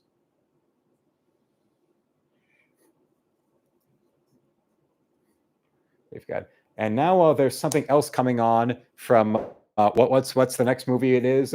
We can see it's showing Regency Pictures, which I believe was the production company started by Mr. Arnon Milchan, who was a man who worked in the Israeli military. He was an Israeli spy who then wound up going into the movie business as a producer. Oh, it's The Girl Next Door. I don't know how many of you people have ever heard of The Girl Next Door. It was a teen comedy in the mid-2000s of, it's basically like Something Wild as a teen sex comedy. Something Wild was this great 80s comedy road movie where Jeff Daniels in his first lead role is this little button-down guppy who then gets his life flipped upside down by this weirdo girl he randomly meets at a deli in Manhattan, who then winds up tricking him into going with her to her high school reunion as his husband, posing as his husband, and all the wacky adventures that she winds up leading him onto, like getting him into ditching a restaurant without paying the bill or handcuffing him naked to a bed. There's also a scene where we get to see John Waters as a car salesman. And then in the middle of the film, her ex-husband shows up, played by Ray Liotta in his first movie, who has it was a great breakout first role for Ray Liotta, who shows up as this violent nutcase degenerate criminal ex-boyfriend. And that basic through line of the plot, I told you of Something Wild, The Girl Next Door is basically that, where you've got this like high school kid. He's going for this big scholarship to go to University of Georgetown, very much like he's never done a bad thing, dangerous thing in his life. And then next door to him, this hot girl shows up who then starts getting him to, skip school, starts getting him to like party more, starts getting him into house parties where none of the cool kids ever invite him. And then it turns out that she actually worked in porn. And then in trying to get her away from that and trying to deal with all that, her ex-boyfriend, who happens to be her quote-unquote producer, shows up, who's also a violent criminal nutcase who goes in, hijacks the movie, and really steals the show for the rest of the film. Except there, it's instead of Ray Liotta, we get Timothy Olyphant, and the movie came out around the time of when Deadwood was on, so this was Deadwood-era Timothy Olyphant really coming in and showing how he deserves a bigger career. I know he's now, there was that show Justified he was on that did really well, and that they did like a Justified reboot. I think that was on Hulu, and it's set in Detroit. But yeah, terrific actors. And some people might also remember him as being he's revealed as the killer in the end of Scream 2. I recently saw him in Go, that one sort of Pulp Fiction ripoff where it's like different stories all happening around the same time. And the main one that involves a lady dealing ecstasy at a Christmas rave, well, he plays her crazy dealer. Yeah. Or as MGTOW Michigander says, The Girl Next Door is about a former porn star becoming a young man's neighbor. Yeah. That, although if you look at the actual like real story beats, it is unusually similar to Something Wild, which I believe is available on Tubi, just like Girl Next Door is right now. Surubi-san, I have never read Blackjack. No, I have not. I've heard of it. Osamu Tezuka, yeah, he is the Jack Kirby of manga, and he deserves it just through the sheer between the influence and quality of his work and also the quantity of his work. He just, was that man was a machine. He was Machine Man, the Marvel character, except real life, and he always wore a little beret. And other things to say, well, I know some people compared the movie to Risky Business when it came out. Although Risky Business, I find that to be a little bit more of a tenuous comparison to The Girl Next Door than anything else, but that's just me. I mean, the idea with Risky Business was that it was a real straight-laced student who wants to get into this big elaborate school. I think it's an Ivy League school, but then with his parents being out of the house, he decides to go and start like partying and doing all the things he was never allowed to. I mean, what's the most famous thing about Risky Business? What's the thing that made Tom Cruise a star? The first thing he does, having the house to himself after his parents are gone, is dancing around in his underwear to old-timer rock and roll. 40-yard game, you call it that? And taking his father's Porsche out. Yes. Classic, the Tom Cruise classic, as MGTOW Michigander is calling it. Oh yeah, very, very much. And another funny thing about it is that about The Girl Next Door is that you have the main guy, but one of his two friends is played by the actor who is now the Riddler in The Batman. That like Zodiac killer kind of Riddler with the weird green, like all military green, like hoodie and the gas mask with the glasses. Yeah. That guy. Yeah, his first big Hollywood role, he's in a teen sex comedy that rips off Something Wild, where you get to see him at the end when they wind up shooting a sex education video with porn stars. And to demonstrate putting a condom on a live person, it's him wearing a fencing helmet. Why that? Well, that's part of the realism. Also that, and we actually get to see Rebecca De Mornay naked. Yeah, we see Rebecca De Mornay naked with Tom Cruise in Risky Business, but the main girl in The Girl Next Door, we don't see her naked. We never. It's PG-13 nudity where you see her like her bra. She's in a G-string and braless from behind, but we don't really get to see her full frontal. So that's frustrating. Because she was played by that actress. She was Kiefer Sutherland's daughter on 24. Yeah, that one.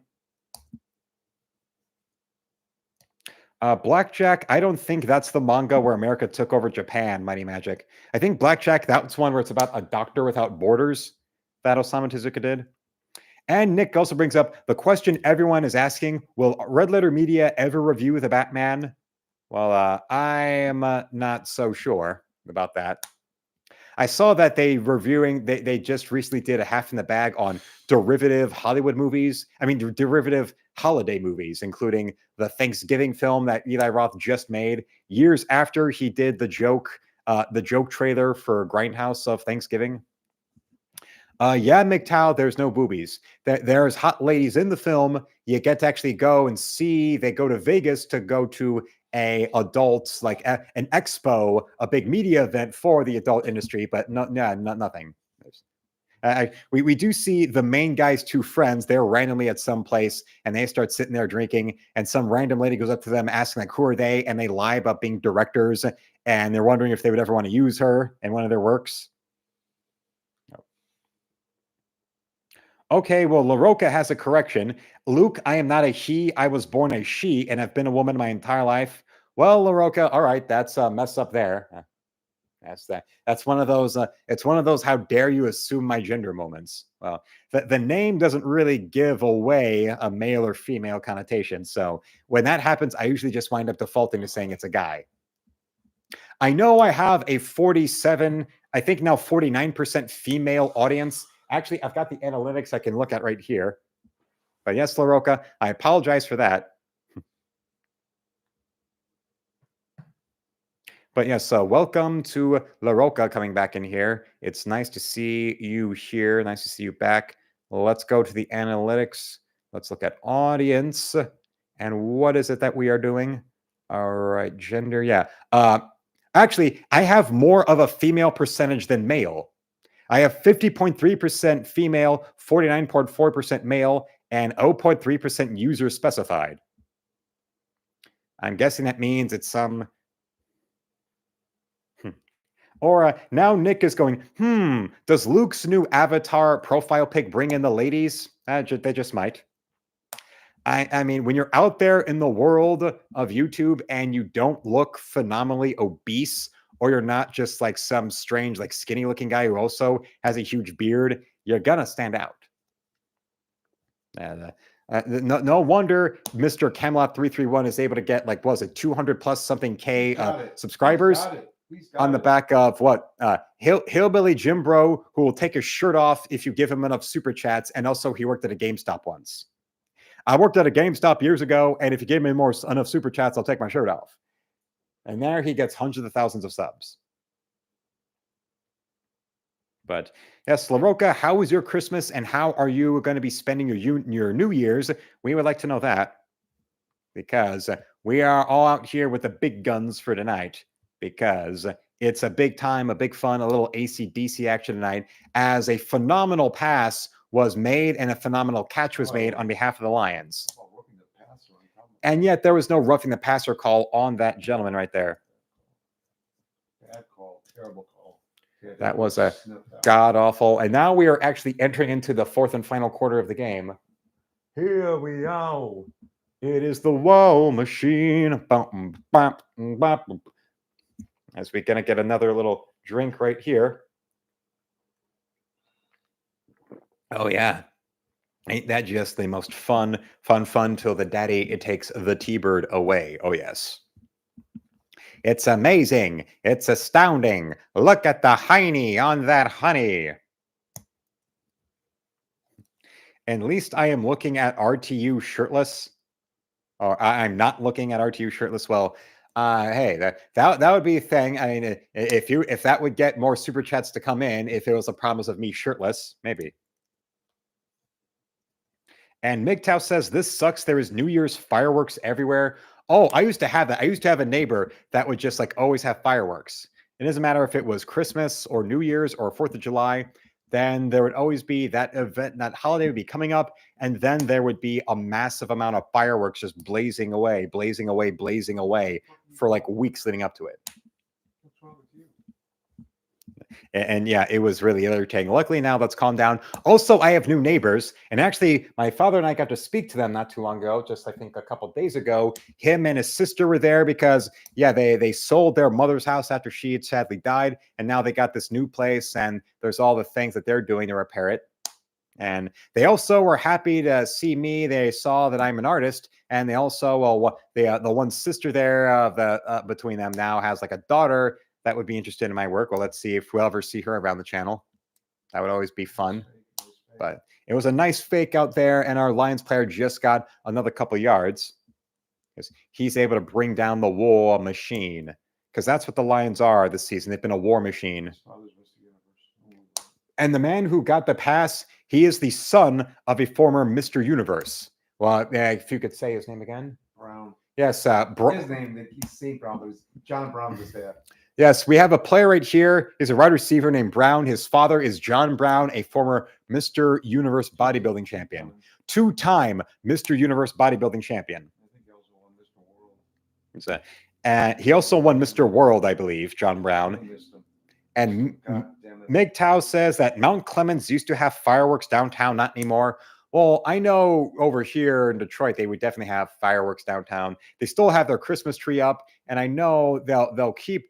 They start in November with. Oh no! We have 9 extra points with the field goal. Well, now the Lions are going for it on fourth instead of just getting a field goal. He just doesn't let go. This guy's a relentless risk taker, and our star receiver's fucking hurt. The star receiver for the Lions, he's on the sidelines of his helmet off, just walking. They've got all those towels flying around in AT&T Stadium right now. I don't understand why he's doing this. I don't know why this has got to be a stupid thing, but Christopher requests that I go bottomless. Well, you wouldn't be able to see me bottomless, but you could see me topless. Just as how right now in the girl next door, we actually are getting to see the titular girl as she's undressing.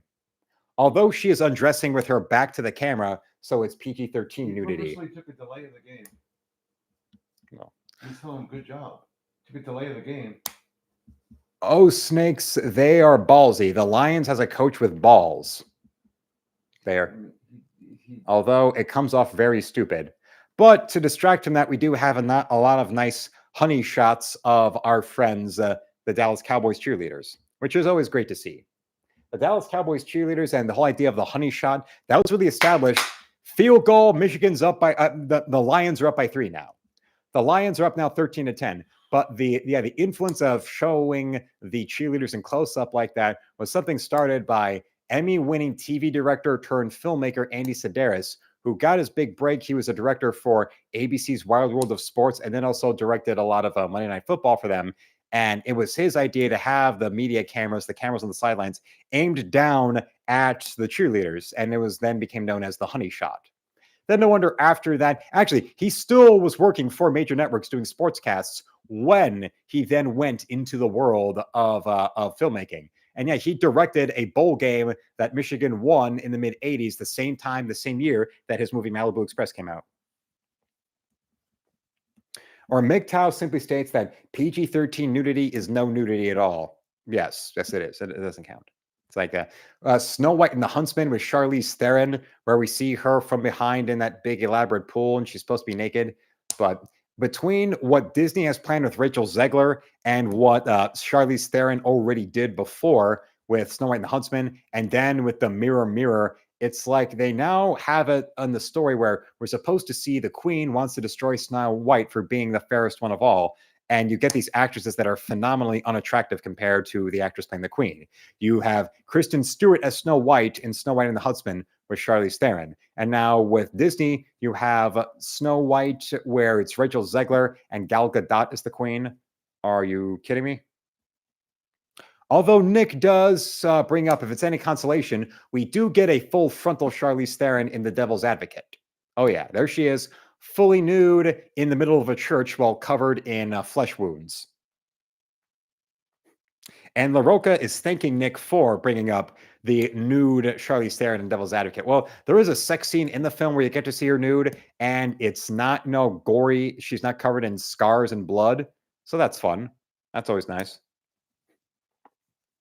You also got to see her naked in Playboy, where when she was still modeling, she did some nude photo spread, and then that photographer wound up selling the photos to Playboy, who then reprinted them in an issue in the late 90s as their way of cashing in on the hype around the Disney remake of Mighty Joe Young that she starred in with Bill Paxton, which I actually saw in the theaters. And I used to watch the Disney Channel a lot around that time, and when I would watch the Disney Channel, they would show over and over and over, they would play the promotional stuff, behind the scenes stuff for Mighty Joe Young. Never missed any of it.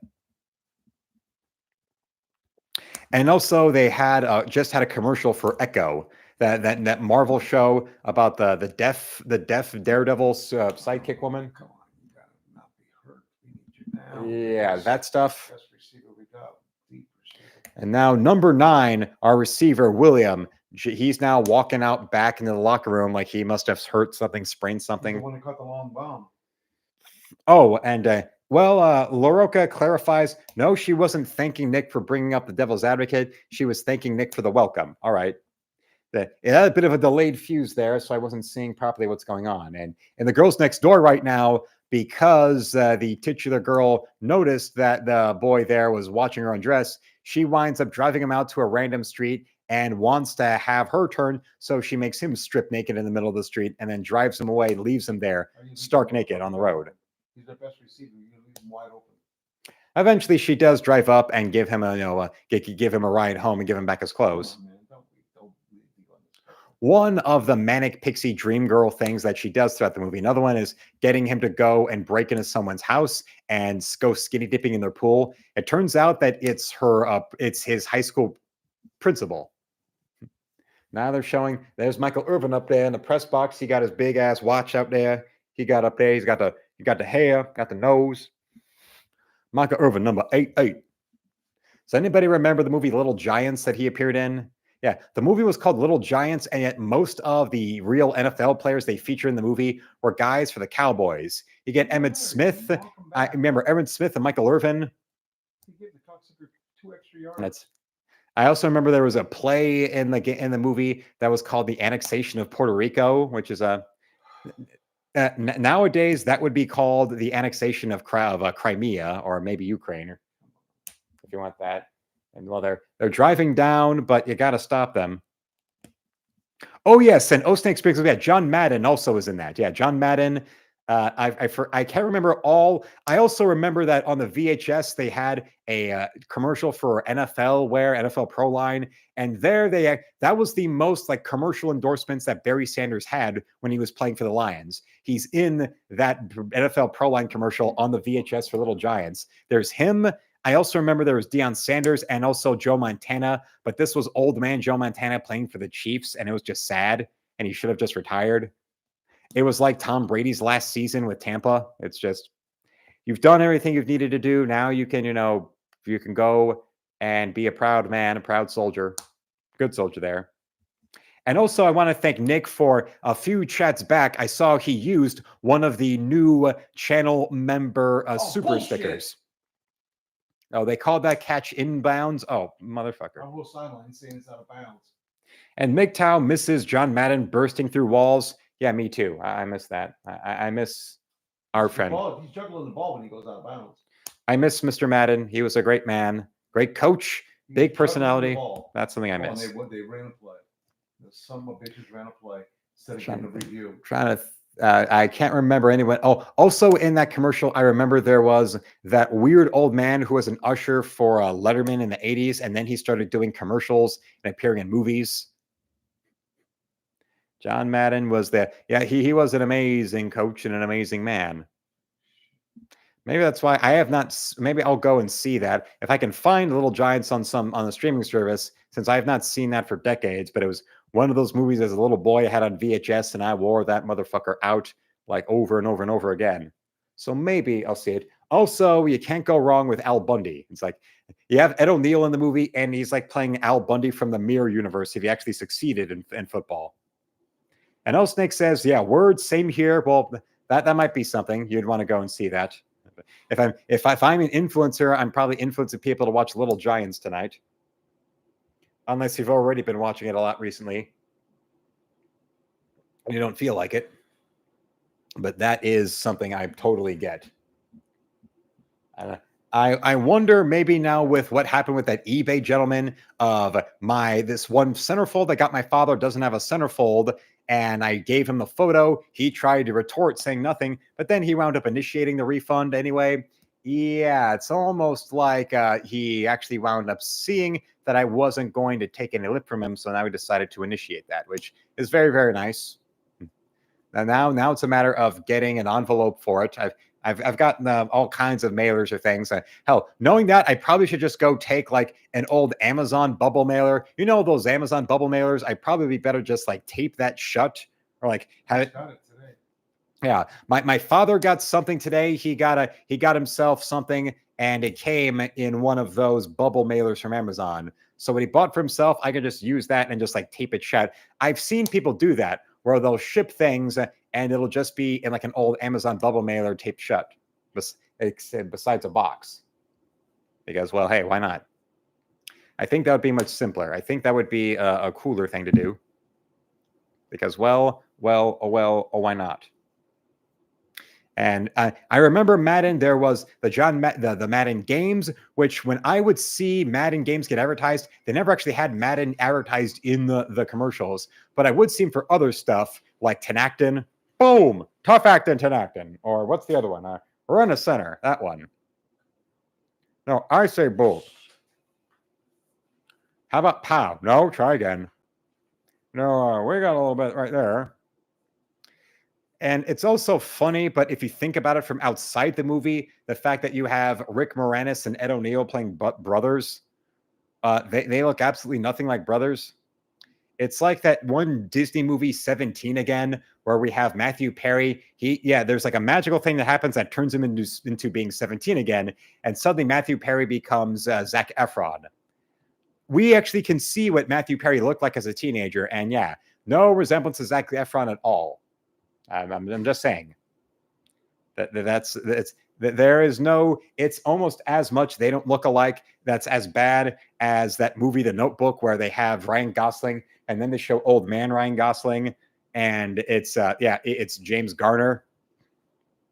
Absolutely, positively nothing at all. That is just, what the hell are you thinking? It's like that Mad TV skit with Elton John performing with Eminem at the Grammys, and that leads to the K-Tel records of Elton John. What the hell was he thinking? And he starts performing with duets with Louis Farrakhan and Saddam Hussein and the Imperial Knights of the KKK, and even performs with old Adolf.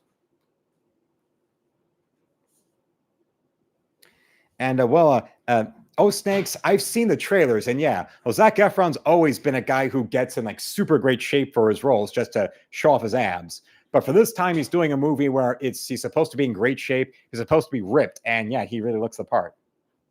He's supposed to look like that. He's supposed to be Von Erich, so no wonder he is that amazing. And well, I wonder, I'm trying to remember what other movies. Oh, wait, yeah. Other films where Charlize Theron has gotten naked. Since Nika put us on that train of thought, I do remember, I believe it was like a very early role for her, even before The Devil's Advocate, called 2 Days in the Valley, where she has, we do get to see her in a sex scene, and then there she is in tight little lingerie with her legs spread and all that, and she gets her little outfit ripped open. Yeah. Nick brings up Zac Efron looked better in 17 again before all the roids. Well, remember when he was still working with Disney, he was still just like a teen idol pretty boy. He wasn't trying to be all ripped. Then when he got away from Disney, he still was doing the teen idol thing, but now it's like the grown-up teen idol, where he's going to be all, muscles everywhere. And yes, those snakes, Efron, yeah, he got it from the roids. That is, can you imagine what like a blood test from him would take like? I imagine, yeah, my father, the PhD, who's done blood he's rehabbed people, helped them with injuries. He's gotten people off of obesity. He's also done blood tests and blood analysis is something he does in pretty much all the ways he's worked with different people over the years. And I would bet you, yeah, he probably would love to take a good look at at little Mr. Zac Efron and what he's going through. And hello to Donnie Pearson in the chat. That is nice. And Snakes also is still stuck on Vanessa Hudgens. Well, I remember her being there in High School Musical, but I much more remember her for there being an early example of an actress whose naked photos got leaked on the internet. And then from there was Spring Breakers and Sucker Punch. I was Pants Raisins, probably. Oh, yeah. Daily Dysfunction. He's Zac Efron's definitely got some pants raisins. He's got pants raisins all day, all night, every night. And well, we've got an update now. who was the hottest sex symbol of the 80s or 90s? Well, it's been Pam Anderson the whole stream. Now it has changed, and now Phoebe Cates is now at top with 33% of the vote. Let's see this. 33% of the vote. We've out of 21 votes, it's actually now deadlocked between Phoebe Cates and Pam Anderson at 33%. So we've had 21 votes. 33% of you now are tied. It's a tie between Phoebe Cates and Pamela. Oh, we got a tie. Who's going to break that tie for us? And also, now the girl next door is now after we see our titular girl skinny dipping. Now she shows up to her neighbor's friend's house all dripping wet. She wants to get all dirty, and then decides to just go and dry off and take them all out to a big house party where she knows she'd get all that she would want. Pants. There's a lot of different ways that you could hide that. If you remember Ben Stiller in Dodgeball, he had the little inflatable pump device on his gym shorts to make it look like he had a bigger crotch bulge when he's expecting his accountant to come over. Remember that? It's his own little penis pump thing. Like the Hindu half of Harold and Kumar when he was in Van Wilder. Where did you get that? I found it in your room, but this thing won't light. That's no bong. It's for my schlong. You tell me I put my mouth on your cock pump? Yes. That's you got the mouth on the cock pump. And well, Donnie and Nick are both doing very good as they say hello to each other. We say this as the dumbass Cowboys fans are waving all those towels. They're so great in their America's team, and yet they're ripping off something that the Pittsburgh Steelers were doing in the 70s with a terrible towel, because that's just the kind of people they are. Don't move. I'll go get you a towel. Oh my God, that feels so good. Oh yeah. Play with my balls. Yeah, just roll them around. Who's your daddy? Oh yeah. Oh yeah. Don't move. I'll go get you a towel. That was me impersonating Robin Williams, impersonating Donald Duck having an orgasm.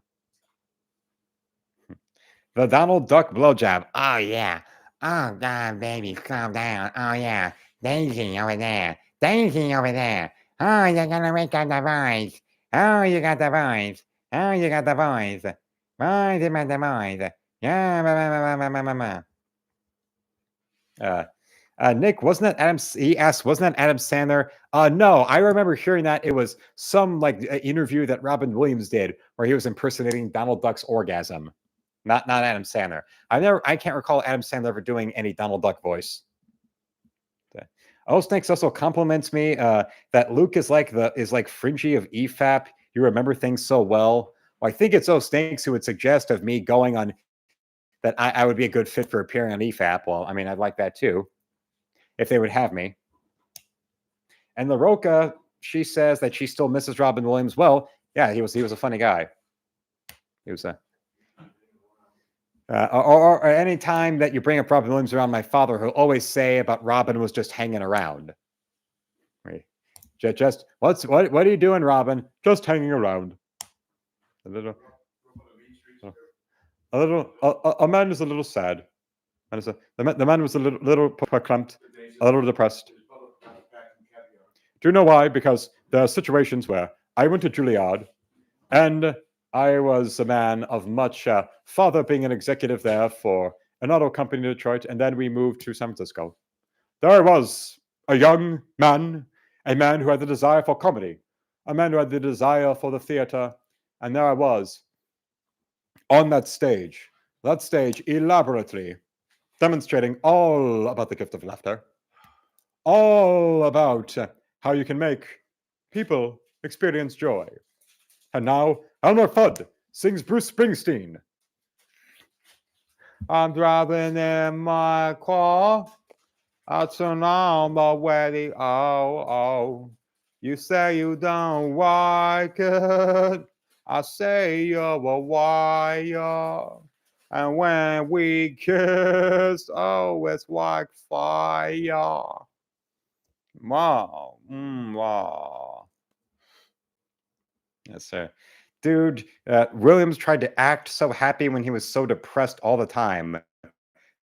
Oh, Snake's note says, I know that feeling. Well, it's sad to see. Something that's not sad to see is one of the main guys for best friends now in the Girls Next Door just showed where he recognizes his new neighbor in an adult film, where there she is in a karate dojo with Mr. Porn star Stephen St. Croix, who's a real life star of the adult industry. You're going to need a harder piece of wood to take care of that. Oh. Well, we've got under 6 minutes left in the game. 17-3. The Lions are down by 4. So the Lions going to fight. They're going to fight the way they've always fight if they have to bite people's ankles. I wonder what you are saying there. I remember Williams' bit where he talked about what it was like in San Francisco, going around the Golden Gate Bridge. And after 9/11, you'd see there'd be at one end a Hummer and 2 National Guardsmen, and then at the other end, another Hummer, 2 National Guardsmen. And how he wants to be like Elmer Fudd going, be very, very quiet. We're working for terrorists. Or as MGTOW simply says, win, Lions, damn you. Yes, win, damn it. Or what are you going to call them now? You got to be kidding me. Fuck this is bull crap. There. They got a 4th down to get the last drive. Now we stopped them, and they're going to say pass interference. Stop them on the 4th down, and now they're calling pass interference. Fuck you. They are calling pass interference on the Lions. That is a crock of shit. The ball's thrown 80 yards over his head. Where in the fuck is it pass interference? They are so desperate to try and help them win. It is not even funny. It is ridiculous. It is sad. And yeah, damn right we're pissed. We are more than a little angry at that. We gotta go and make sure that the Lions actually win, or if not, we're gonna have to deal with a bit of a walk-away. A little bit of a walk-away. So, well, yeah, it's not looking good right now. They better go and turn this shit around and stop them and stuff them. Inner pass interference, whatever. No, it's just, smack them down. Smack them down. Get them down. Get them away. Smack them all over the place. Make sure that they don't have a little fun there. I also remembered something, but yeah, the Girl Next Door is still on, and the main guy, his father, is played by an actor, Timothy Bottoms, who you might remember for playing W on the show That's My Bush. When the South Park guys did the W. Bush show that lasted 8 episodes. Practically choking. Yeah, that was Why don't you call holding? So if you ever wanted to see a movie where a teenage boy imagines his father getting head from a porn star, and it's W. Bush, there you go. If you're in the mood for seeing W. Bush get blown, there you go. Got around the neck. Oh yeah, he had a. That's not holding. Somehow doesn't qualify holding when a Cowboys player literally has a Lions player. He has Hutchinson down by the neck. He's grabbing. There's a Cowboy player grabbing Hutchinson by the neck, and it's not It's holding. The fuck indeed. MGTOW, you are correct. Yes, the fuck. What the fuck's going on there? Oh yeah. I don't like that there. No, there's evildoers in the world. And a lot of them evildoers have something to do with these evildoer referees. That if you're not with the Cowboys, then you're with the terrorists. And Lorca says, it's very nice that your family is always with you. Well, yes, it is. Although then that also means if there's situations where one of his teams is getting screwed over like this, you're also going to very audibly hear him go off on a Scott Steiner, which, yeah, because the Cowboys are so goddamn have everything in their pocket. He grabbed him around the fucking throat. He grabbed Aiden Hutchinson of the Lions by the throat. 4th down, he would have punted to us. Aiden Hutchinson of the Lions was getting grabbed by his throat, and they didn't call any penalty on him. That is just crap. That is. He got their touchdown in the first half. He threw our guy to the ground, and he was open by 30 yards. Although I have a feeling that something good will come the Lions' way tonight. This isn't the playoffs, so we're in. We'll see him again. Although, lucky for the Lions, this is not a playoff game, so I have to worry about that. All right, now under 3 minutes left of the game. What's next? No, they want to just stall. They don't need to score. Field goal makes them up by 7. Again, you got him by the motherfucking throat. And sack him almost every nothing. play.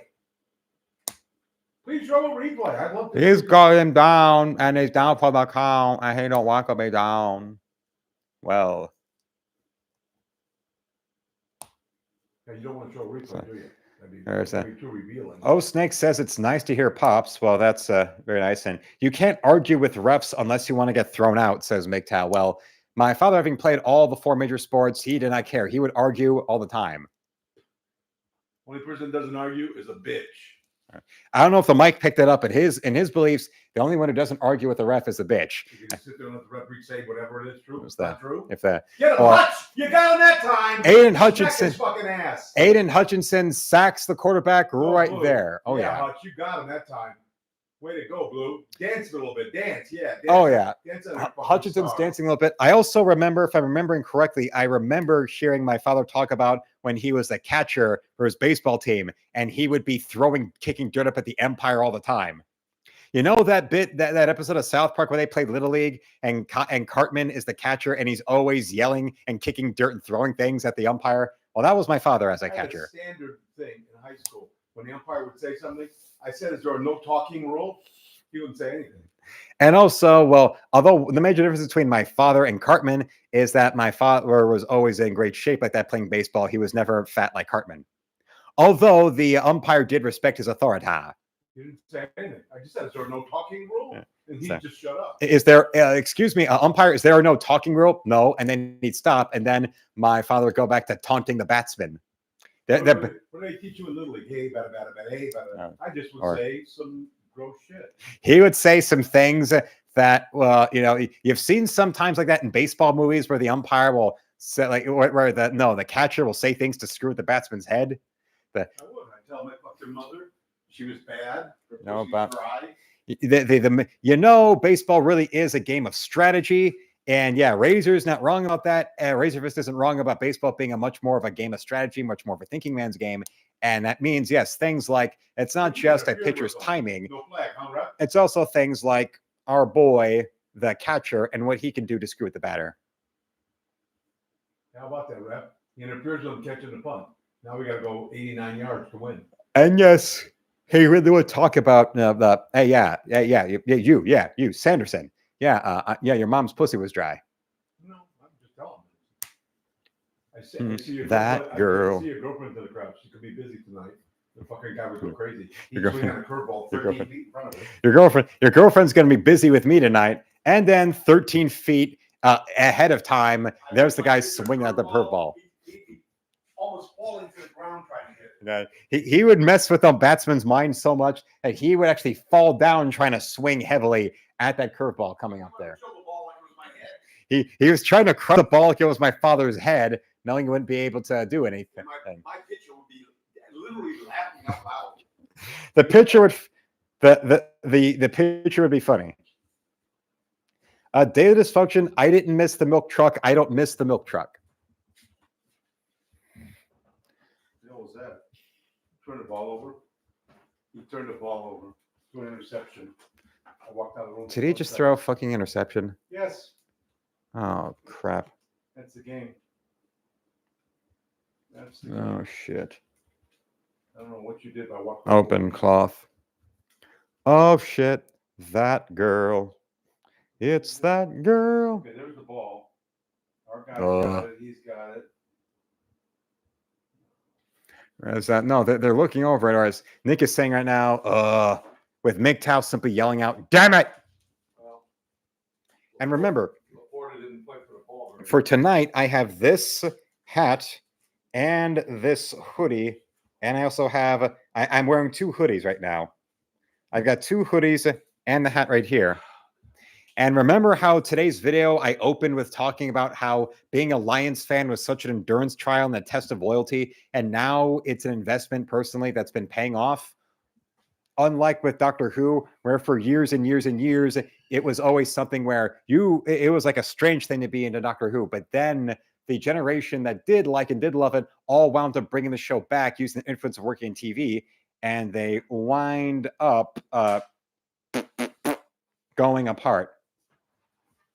Now with the success and the mainstream popularity that Doctor Who gave everybody when it came back, and all the audience respect it gained, now ever since the whole Chris Chibnall thing, now it's all been gone down. Yeah. Okay, you get away with the fucking interference. Doesn't matter. And Nick says Detroit dripped up thanks to yours truly. Oh yeah, yours truly right here all day, all a night long. There's this. There is my right there. And also there's my hoodie. Don't forget, there's the 2 hoodies and also my slippers, which are actually around here. I've been wearing my boots all day long, but yes, I do have the Detroit Lions slippers. At least it's not like when I remember watching Macaulay Culkin host Saturday Night Live, and they did one of those Bill Swirsky superfan skits, and it's for the Thanksgiving game where it's going to be the Lions versus the Bears, and they have Macaulay Culkin there with his little brother who plays the bedwetter in Home Alone with him, talking about what they're doing and what their like elementary school Thanksgiving Day celebrations. And what's their prediction? They think that the Bears are going to be up 94 and the Lions 14, and that's just at halftime. Although Snake says to keep saying the F slur. No thanks. No other N slur at all. That's a different thing. That's not something. Let's go now. It would be sad to have this poll be stuck on a 33% tie between 2 examples. Or maybe now what I should do is do the poll again on the next stream and have it just be Phoebe Cates and Jennifer Connelly. I'm wondering if that's what I should do. Terrible fucking refereeing. Indeed, Christopher. Indeed. It is all of that. I'm not in the mood to these guys. I want to talk to the show. I'm going to start. I'm going to go. It's 17-13. Fuck. And on top of that, with the Cowboys, they've been 1-1-1-1-1, building and building. With every game that the Lions have played, they've never. There's a exception to the series of all these games this season where they have gone up and gone up and gone up and fought to the end. There was a game where the Lions really had a blowout, but everything else, it was all in the big stuff. Well, Snakes, try refreshing the feed because I have a poll up that's been here even. I started that poll hours before the stream even started. So you should try that to break the tie because we're at a 33% tie in the poll between Phoebe Cates and Pam Anderson. See which one is it that you are going to try. No, they get that. 1 and 20. Now it's second down. Clock's ticking down. All right, here's one. Here is an idea from MGTOW. He says, every time the referee screws up, force him to wear high heels. Yes, that would be perfect. I would absolutely love that. I don't need those pedophile trained little crybabies. No, they just recall the play. And also, LaRocca says, thank you, Luke. Thank you, Luke. Good night, everyone. Well, good night to you. Kiss my ass. And now let's see. Well, now it's still tied. Now we've got a 32% tie between Phoebe Cates and Pamela Anderson. So that's we've got that moving as we see the game winding down. All these terrible, terrible calls that they've been doing where he pushed off and knocked him to the ground. That's a touchdown. 90-yard touchdown. That counted as a 90-yard touchdown for the Cowboys. There was no offensive pass interference. Well, was no interception because he caught it out of bounds. Snake says now he voted. He says, I went Brinkley and I lost. Damn it, Brinkley is hot. So yeah, you didn't wind up breaking the tie, Snakes. The Lions have had a good run, definitely, and there's still another game left. They've still got the Vikings to play to finish out the season next week, and then it comes the playoffs. Get the fuck back out there, man. Get out there. Come on. 3rd and 14, and you're going to be on the fucking sidelines. You're going to throw right at your spot. Watch this. 3rd and 14, going to throw right at your spot. 3rd and 14. Once that I'm going to put, you can't come in. It's This not hockey. You can't come on down. the fly. Stopped him. Okay. Okay. Down to get a field goal. They'll be up by 7. Okay, let's see. Now they're down with enough time if they're going to go for a field goal. Go for it on 4th down and stop it. We can fucking do better. We stop them. They're going to go for it. The Cowboys are going for it. Oh, no. 4th and 6, and they're going for it. They're going for it on 4th and 6. All we got to do is throw it to that one guy we haven't stopped all game, Lamb. And if not, they'll call pass interference on us. They know it for a fact. That's our go-to out, pass interference. All right, we got this going. Come on. We need a little Giants moment right here. They go for it, they screw up, and it's a big touchdown recovery for. Snake says he's got to go have a good one to Luke Pops in chat. Well, then, all right, then to Snakes. They're going to throw it to Lamb. They're throwing it to Lamb. You know they're throwing it to Lamb, so stuff him. And if he doesn't catch it, it'll be pass interference. Don't even need to look at the play. It's going to be one way or another. Now what? What is that? Delay a game? What do they call time? They call time. Yep, they're going to go. They have a kicker who has not missed a kick. Look, he's 34 for 34. They're going. The field goal. Okay, yeah. They changed their mind. They're going to the field goal. They got the best field goal kicker in the NFL by far. He hasn't missed a kick. Yeah, it would be stupid for them to go and do that with this field goal kicker. Yeah, because now, if they make it, all we can do is tie it.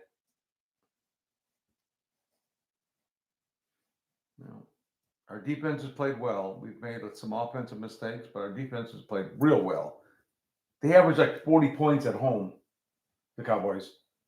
They're shittier on the road, but they score a lot at home. Block it. Come on, block that kick. Oh, damn, it's good. 35 or 35. Well, now they're up by a touchdown now.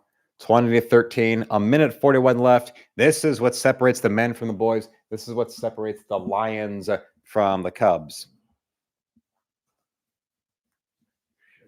Let's make this a big one for them. Come on. Chamon. That was just terrible, that interception.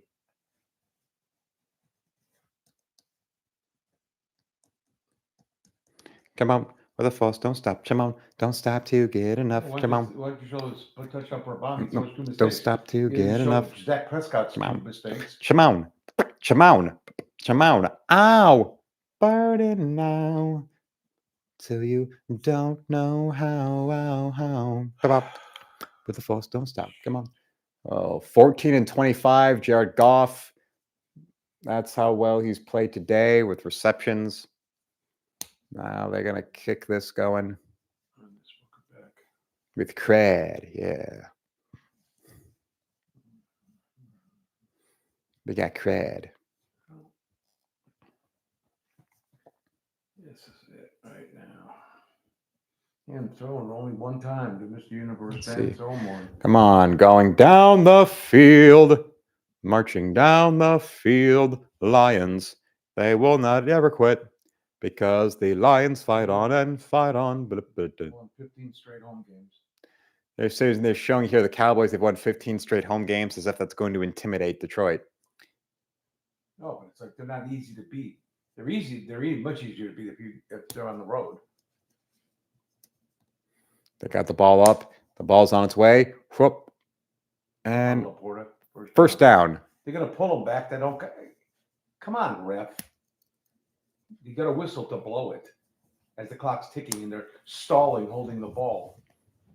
Just trying to screw with the Lions, as they always do. I think we're out of timeouts. Big pass. Oh, he got it. Nice catch, Laporta. On the 40th. Nice catch, Laporta. Well, he caused that last interception by not catching the ball. Okay, come on. You got it. You got this. You got this. You can do this. You can do this. You can do this. You can do this. Got no timeouts left. We had to use them and stop them on defense.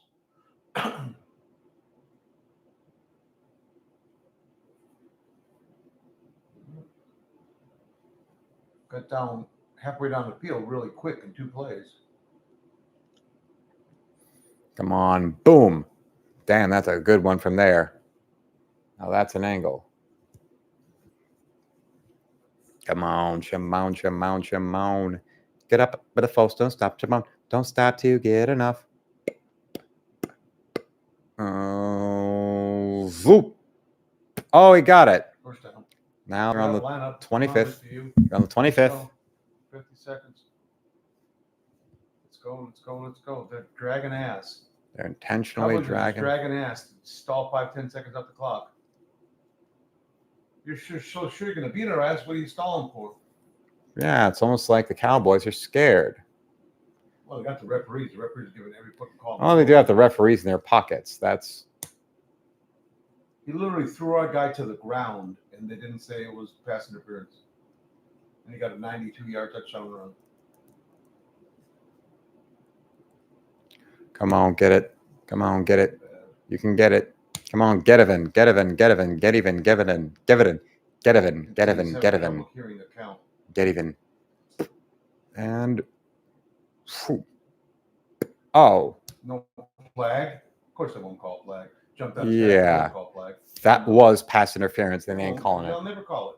Come within 10 feet of one of the guys, they call it. And then you're supposedly winding.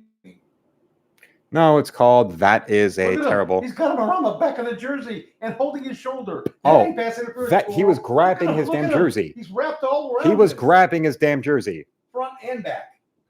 I mean, sorry. Now let's screw this now. And now at the moment of the girl next door, we are now at the moment of them going to Vegas to the Adult Entertainment Expo to see the titular girl in her job. There you go. Come on, Laporta. Come on, Laporta. Come on, big boy. Laporta ain't a quitter. Well, he's our number one draft choice. He better not be. Laporta was the Lions' top draft choice, so there we go. Come on, we're running out of time. 27 seconds. Have mercy. Well, you notice we got down by 7. We didn't fold. We battle back down the field. Don't matter if the refs are going to get it and we don't win. It doesn't matter. We play to the end. The Lions fight to the end. The Lions always fight to the end. You look at the teams the Cowboys beat this year. As soon as they go ahead, there are those teams that are front runners teams. The Lions, no, they fight and they always play to win. I'm sure he does regret those 3 field goals he could have got instead of going for it on 4th down now. Hike. He's got the ball. Going. Get it. Touchdown. Touchdown, Lions. You hear that? You hear that? You hear that? Got to make this kick, though. As Relentless is back in the chat saying, we are kicking ass, Luke. Yes, indeed. Got to make the kick. We are. Got to make the kick. Got to make kicking ass, indeed. Lions ain't giving up, nigga. Oh, they're going to replay it 87 times. Look, you see, it wasn't really a touchdown. Wrong. Trying to say he was out the pylon. Inside the pylon. You can say whatever the fuck you want. And for Relentless. Oh my God, he's going for 2. Oh my God, they're going. Well, sad news, but he's going for 2. He's going for 2. He's going for 2. Let's get the hat on. Good almighty. Good God almighty. What happened? What is that about? Cowboys call a timeout.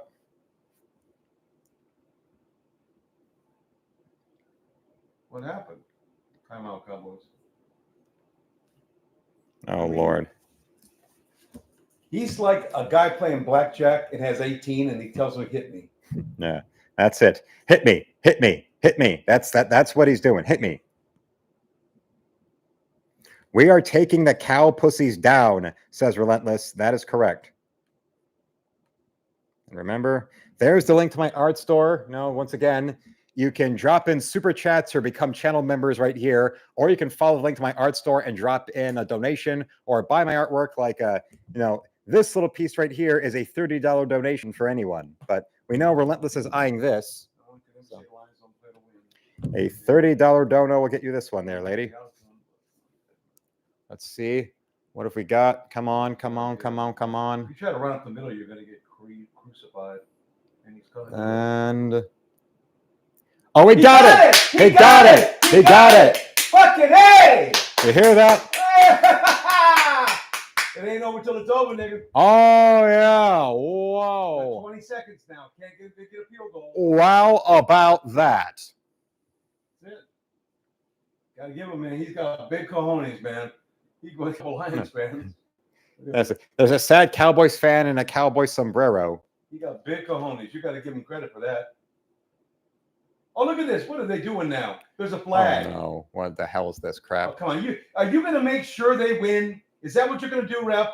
Are you going to make sure? Look at Goff. Goff's pissed. What are you going to do now? What are you going to do now? You get together and have a meeting? Yeah. Oh, we're sorry. They're taking this back here. Illegal touching. Illegal touching. Illegal touching. Oh, fucking blow me. You made that Look crap at him. He's up. turning purple, our coach. You made that shit up. Oh, it's fucking bullshit. They got to find a way they don't lose. You made that up. It doesn't say that. The fuck do you do?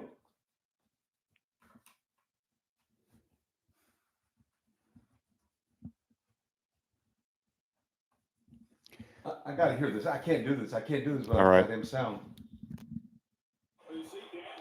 All right. We're going to get that over there. We're going to get that on there. We're going to get that up there. We're going to get some of that down over there. Hand it out. They're saying is our trick play lineman didn't report. That's their fucking excuse now. He's going for it again. Oh, my God. He's not going to go for a tie. He's going to go for it at the 7. Oh, God, this is stupid. We're going to lose, but I got to tell you, the referee's full of shit. That referee was full of it. Yeah. He has decided that he's just going to go all in for the 5th time. Oh, Lord. The guy jumped. He jumped off sides. He jumped off sides. There's a flag. They got a flag. He jumped off sides. He jumped off sides. And there's a flag on the play. Off sides. What's this? We're going to get it back to the 2 now. Okay, back to the 2. If he went for it at the 7, he's going to go for it at the 2. We are watching the same shit here in Florida. It's loud here, says Relentless. I would know that, yeah. He's off sides. He's way off sides.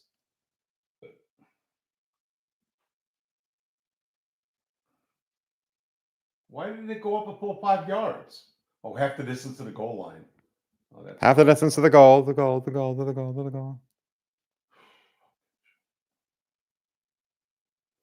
Got the ball up. He's thrown it. Oh, fuck. And we lose. And we lose. And and we lose. As Nick is saying, should have kicked the extra point for the tie, stupid. Yes. Yes. Yes. No. You lost, just like 1964 national champs Michigan, not Arkansas. Fuck you, you racist pig. There's all Jerry Jones all happy. Look, we won. No, your referees won the game for you. Just like this. They said our guy that made the trick play, he didn't report. Now I want to see Bane come to life and just smack around little Mr. Jerry Jones for a second. Just make him just cry. Just a little fun right there. What absolute garbage. And well, now it's been cleared up. Now Pam Anderson is back in the leaderboard of the poll by 35%, with Phoebe Cates being 30%. How he didn't punch you in the face, I don't know. How he did not fucking punch you in the face. Violent, crazy guy like this Lions coach, and he didn't just wind up assaulting the referees. Anybody's guess. He says he caught the touchdown pass. He said he didn't report. But see, you tell me it's not. You tell me it wasn't for them to win. Bullshit. They give them 16 chances to stop us. 16 chances. Go for the onside kick. No, you can't say we didn't. We're still going for it there. We tried onside kick in the air. This is just god awful stupid. God awful stupid. Yeah, this was the worst kind of ending to a game you can have. We score, we go for the gamble, and they say not reporting.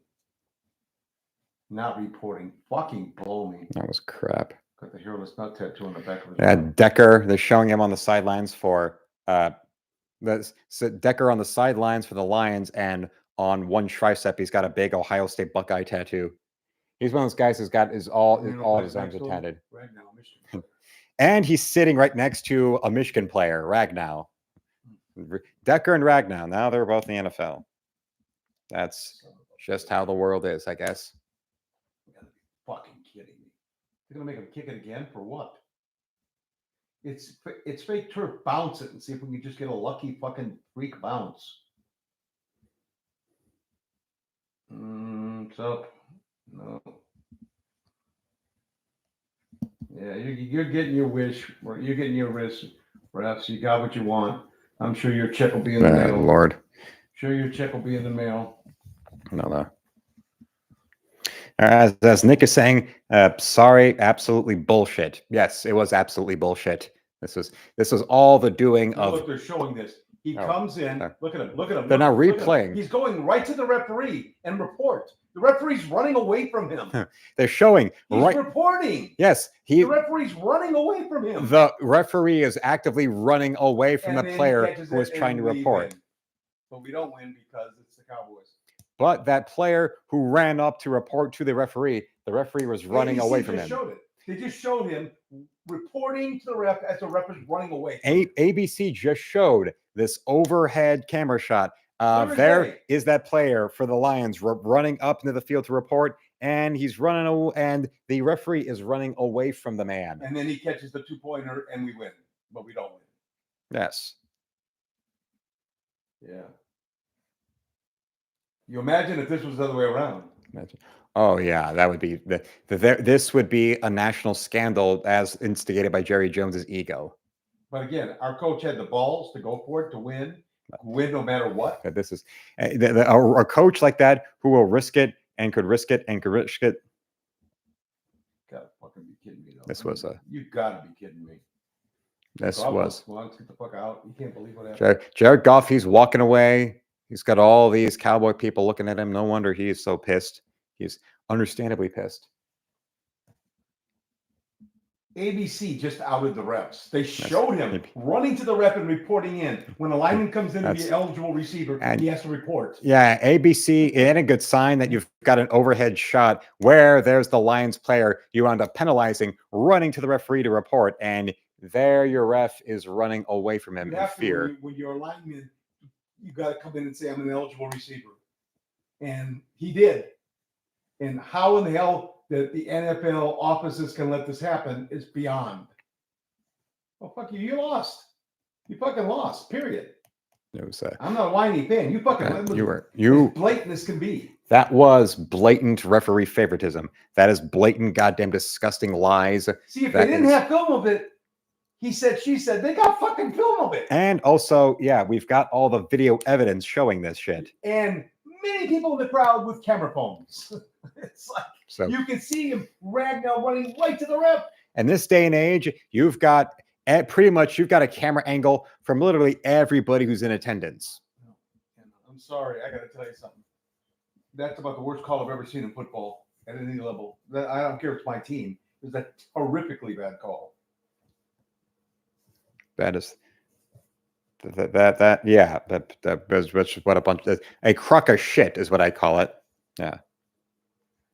Just utter garbage. This is the way that the NFL goes out of its way to make sure that the Dallas Cowboys always get their way, because there is no way that they can really earn with victories. Bro, so cringe. Penalties are so timely when it is part of the script. Oh yeah. There are WWE main events that are less scripted than what the referees were doing with the Lions and the Cowboys tonight. Oh yeah. Well, the Lions are still number one in their North, 11-5. We've already clinched. We don't care. They'll play Minnesota once more, but that's it. Well, the Lions only have one more game. Now they're 11-5. So now they have got the one thing left, which is the little Vikings again. Yes, make Tom Michigander favoritism. You don't need to say anything else other than favoritism. Favoritism. That was here's a Cowboy fan. Here's a Cowboy fan on the Detroit Lions Barstool Sports page is saying, as a Cowboys fan, I'm sorry the refs gave us that win. I mean, I don't unless you're just delusional. It was a garbage victory. The Lions deserve to bring this game into a victory all over the things there. This person dressed up like Mario.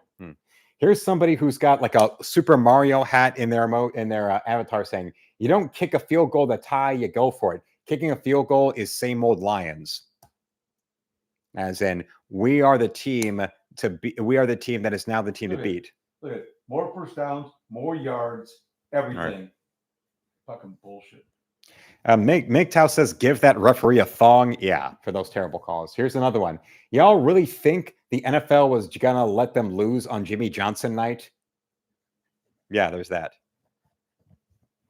Look at this. We got rather lose now and beat them in the playoffs. Well, yes, there is that to think about as well. We'll be a division champion playing in Detroit. There is that to think of. And yeah, not kicking it for overtime. That was also a terrible decision. But then the big risk is taken, the big risk is rewarded, and then the referees take that reward away. That is somebody stealing away your Christmas presents right as you unwrap them. And here's what this little kid says to our coach. Oh, where the hell did it go? Oh, nuts. Spazzed out. Yeah, but and also like Don King fixing fights, as Relentless is saying in the chat right now. Oh yeah, except Don King has better hair than Jerry Jones. Better hair than Jerry Jones, and also he has much more business acumen than Jerry Jones. And actually produced more successful fighters. Barstool Sports has entered the chat. Well, maybe. Getting Barstool around here would be fun. Might be a little bit anti-Semitic. Hebrew League football. I'm guessing we've got some pro-Hamas people from Harvard in this chat now. Now they're saying the Hebrew Football League. the Hebrew Football League contrived. I wonder if that person got caught plagiarizing their thesis. And Kim Ryan says, you're my favorite YouTuber, Luke. Well, that is very, very nice to hear. That helps. That helps with all the people who've been coming in tonight and making this exciting, making this a stream worthwhile, making it all something that is going to be a big moment for everyone and something we will all see, all love, and all know in a way that I never thought we would ever get to see around. But Kim Ryan, yes, thank you for that. As we now go in and see, now we're in the post-game segment of everything. We can only get that detail down. Now we are at the end of the game, so now all that's left is the Mike Tyson Macaulay Culkin fight. Are you now ready for the Mike Tyson Macaulay Culkin fight? I like to think you are.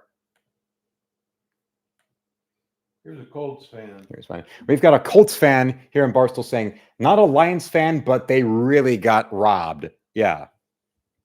You don't have to be a fan. You just gotta have eyes. We've got a Nick with a $10 super sticker says #1 fan. Aw, thank you. That is amazing. We've also got the link to my Square store if you want to drop a donation there. Remember, when you donate in the store, that goes directly to me. So that's always appreciated. And don't forget about the artwork we have here. Like, here's the often loved Bane piece right here, right now. Then there is which one is this? Oh yeah, we've got Iceman over here. We've got an Iceman on the play. Not icing, Iceman. There we go. Remember, follow the link to my store, and if you donate 30, either any one of these will be yours, or $50 donation will get you 2. Just remember all of that. Oh, yes. Thanks for all of your help. There we go. There you are, a superstar. There, wherever you go, there you are, a superstar. Now, Nick says, don't be sad. It's disappointing, but yeah, that's how it goes sometimes. Well, yes, indeed. A big 350-pound lineman caught a game pass, and they say he didn't report. Guess what? Yeah. Wait, let the league see. Look at him. That's a 350-pound lineman goes up there and gets that big ass play. Boom, boom, boom. And he gets that. And what do? They falsely penalize him for, quote, not reporting. Oh, he reported. All right. You just were running away from him as a referee. Yeah. So then you could say he didn't report. The guy that's reporting in. What's he going to tell the league? He can't tell the league nothing. This isn't even. I'm not sad now. This is like me being interested in seeing all this corruption coming up here. Well, you do know that the stuff goes. You can file a protest with the league. And well, maybe the league deserves to get a protest filed. A former rep. I'd love to see that right there. Da da da da da do do do. Boop boop beep boop beep boop beep boop. Up boom. Roll up the hips. Stick out the tush. This whole game was a pile of mush. Nullified for illegal touching. Illegal touching. That sounds as made up as the tuck rule. Because illegal touching. If a lineman doesn't report, he can't illegally touch the ball. MGTOW saying if you throw your fist through the TV, I'm not surprised. Well, yeah, don't be surprised, but I don't do that. Even with big epic games I've seen that then my team loses like this, I'm not putting my fist through a TV. I'll find something else. 6-point underdog. I will get something else more constructive to do. Can I tell you? I won my bet. I have Lions in the 6. Well, my father still won his bet because he had the Lions for 6. 25-20. So technically, he actually won. He won for 6. But I don't like our coach going all in and doing. But look at this big old ass lineman. There he is. He never catches the ball. He never catches it. He's got to jump. He caught it. Got hit. He didn't fumble it. So look at that shit. That's he caught that. That was an amazing catch that then these assholes just stole from him. Illegal touching. No. Well, I just want to hear what in New York what they're going to say tomorrow because they're going to review it at the league office. Knowing this, I could only imagine what the NFL is going to be saying tomorrow as we get into all these big games happening tomorrow. They'll say, well, we'll reprimand him. You know what happens? What? So whoever gets a strike, he won't qualify for the playoffs or something. But we still get a loss. He gets a strike on his playoff record as a ref. The referee will get a strike on his playoff record, but we, the people of the Detroit Lions fan faithful, will have a loss on the record that did not deserve. Tell me a coach that would have went for it the way he did at the end. He was all in to win, period. No ties. Our coach was in it to win it. He is not a guy for overtime. He's not a guy to tie it. And also, MGTOW brings up illegal touching. He didn't fondle any balls. Correct, MGTOW. He absolutely correct. He didn't fondle any balls.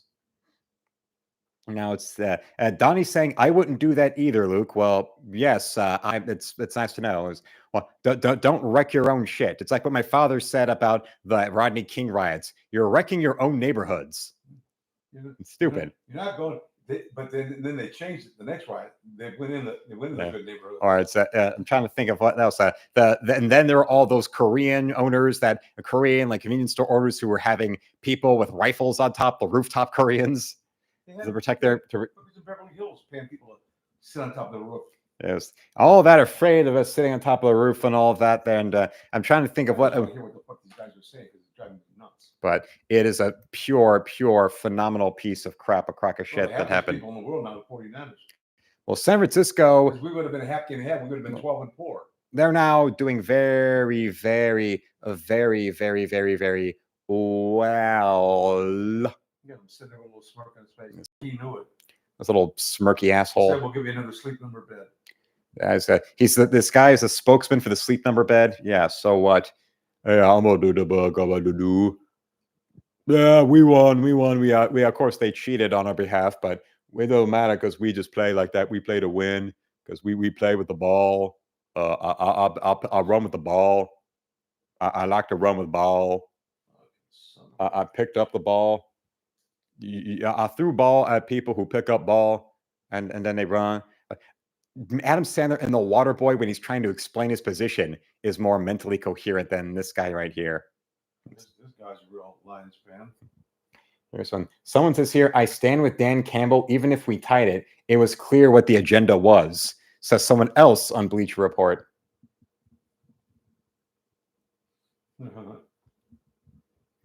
Brad Allen needs to lose his job over that awful shit. Sick of the horseshit officials in the NFL. Correct. Oh, here you go. Here's one. Getting screwed by the refs in Dallas. The more things change, the more they stay the same.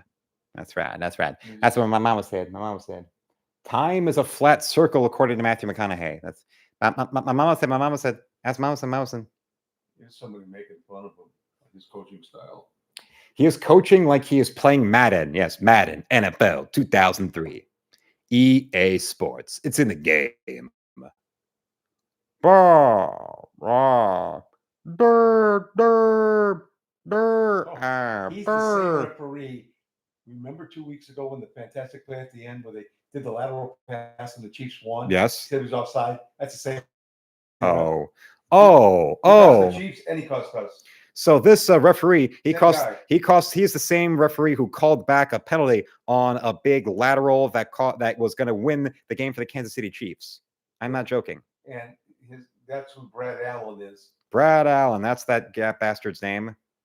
Think about that for a little moment as we get our fun time like this being screwed with. Now let's see. Now, Pam Anderson is now still winning the poll, 33%, with Phoebe Cates being number 2 at 29. Very true. The NFL don't give a fuck about the Lions or the city of Detroit. Yes, that is correct. And where do they get more dollars from? The automobile industry. They don't get it from Dallas. Even though the NFL has the auto industry that has been a major sponsor for the NFL for the longest time. There he goes. He's out. He's open. He's going to make the first catch of his life. He jumps. He gets it. We lose. Would have been an all-time NFL classic play. I don't think I'm going to see this because they're going to go past the time and then they're not going to be able to. Oh, God damn it. Press the wrong button there. Shit! This is pure. What you saw right there is just pure NFL corruption to the point where Ray Charles with a blindfold could see this anywhere, everywhere, all at once. You don't need to go through multiple universes to see this. It's all over the place, every moment of the damn day to find this stuff. I mean, good. You could theoretically look at this and see it as almost like being comical, as a comedy of errors. It's almost like a comedy skit from like a Mad TV or Kids in the Hall about corruption in sports. The referee looking at what the Lions did and saying, "Oh no, it's not. Just a flesh wound. Oh, otherwise would have muscled up to those valves and vroom. Look, matey, this thing wouldn't vroom if I shot 4,000 volts through it. It's bleeding demise. It's not pining. This is a late parrot. It has ceased to be, is expired and gone to meet its maker. It's a stiff, bereft of life. If you hadn't called back that 2-point conversion, it would be pushing up the daisies. This is an X 2-point conversion. Oh, then I'm gonna have to replace it then. I got a slug. Does it talk? No. My father won his bet, as he repeats, but he is so damn pissed right now. Oh. And Christopher, well, at least it's not his balls that are being illegally touched, as what happened with calling back this play. That is the biggest crock of shit of all time. That is, Oscar, you are so mean, isn't it, kids? Yeah, Oscar, you're a grouch. Well, why would I not be a grouch? Bitch, I live in a fucking trash can. I'm gonna pull this motherfucker on Sesame Street. That's right, kids. That is Oscar, isn't that right? He is so mean. Oh, ooh, ah, ee, ooh, ah, la da da, la da dee, oh ba da, life goes on. Oh baby, life goes on. It truly does go on, and just suck the life out of the room. It is. I mentioned before the Mike Tyson Macaulay Culkin fight. Well, this is being like if Culkin was actually winning and getting to the last round only for then the referee to show up and tie an arm behind his back so that then he winds up, Tyson is able to lay him down with the right hook. Do you really expect me to be this? You really expect me to believe that this was the thing to do? That this isn't a crock of shit? And now that's and now my Christopher is telling my father to call his girlfriend for some angry sex. And well, my father says she is on her way. So, well, this will make this the last call for super chats and channel memberships and donations into my store. Don't forget about the Iceman right there, because the Iceman cometh. Don't forget about our little friend Bane either, because he is a big boy right there for all of us to see, for all of us to know and love. And one. You gonna get in there, you gonna get some love. You gonna get some of that big boy. I am not sad about this. I am just irritated. This is pure shit. Now we're calling it the poll. Which of the 80/90 sex symbols is the hottest? You voted Pamela Anderson with 33% of the vote out of 24 votes. That is very cool to see. And with that, I want to thank you all for watching. Remember to subscribe so my channel hits 10K subs. Don't forget to go and become a member today. And you can also shop in my art store where I have color art, pen and ink art, sketchbooks, trading cards, commissions available. You can donate my store as well. Donations are the first thing you see. Any denominations accepted from around the world. And you can also go add up whatever, if you want to buy more or commission me from outside of America, just add up the prices in US dollars of what you want with another 25 US for the international shipping fee, and your items will ship immediately. So until then, felines, slam it, lick it, suck it. See you, Space Cowboy.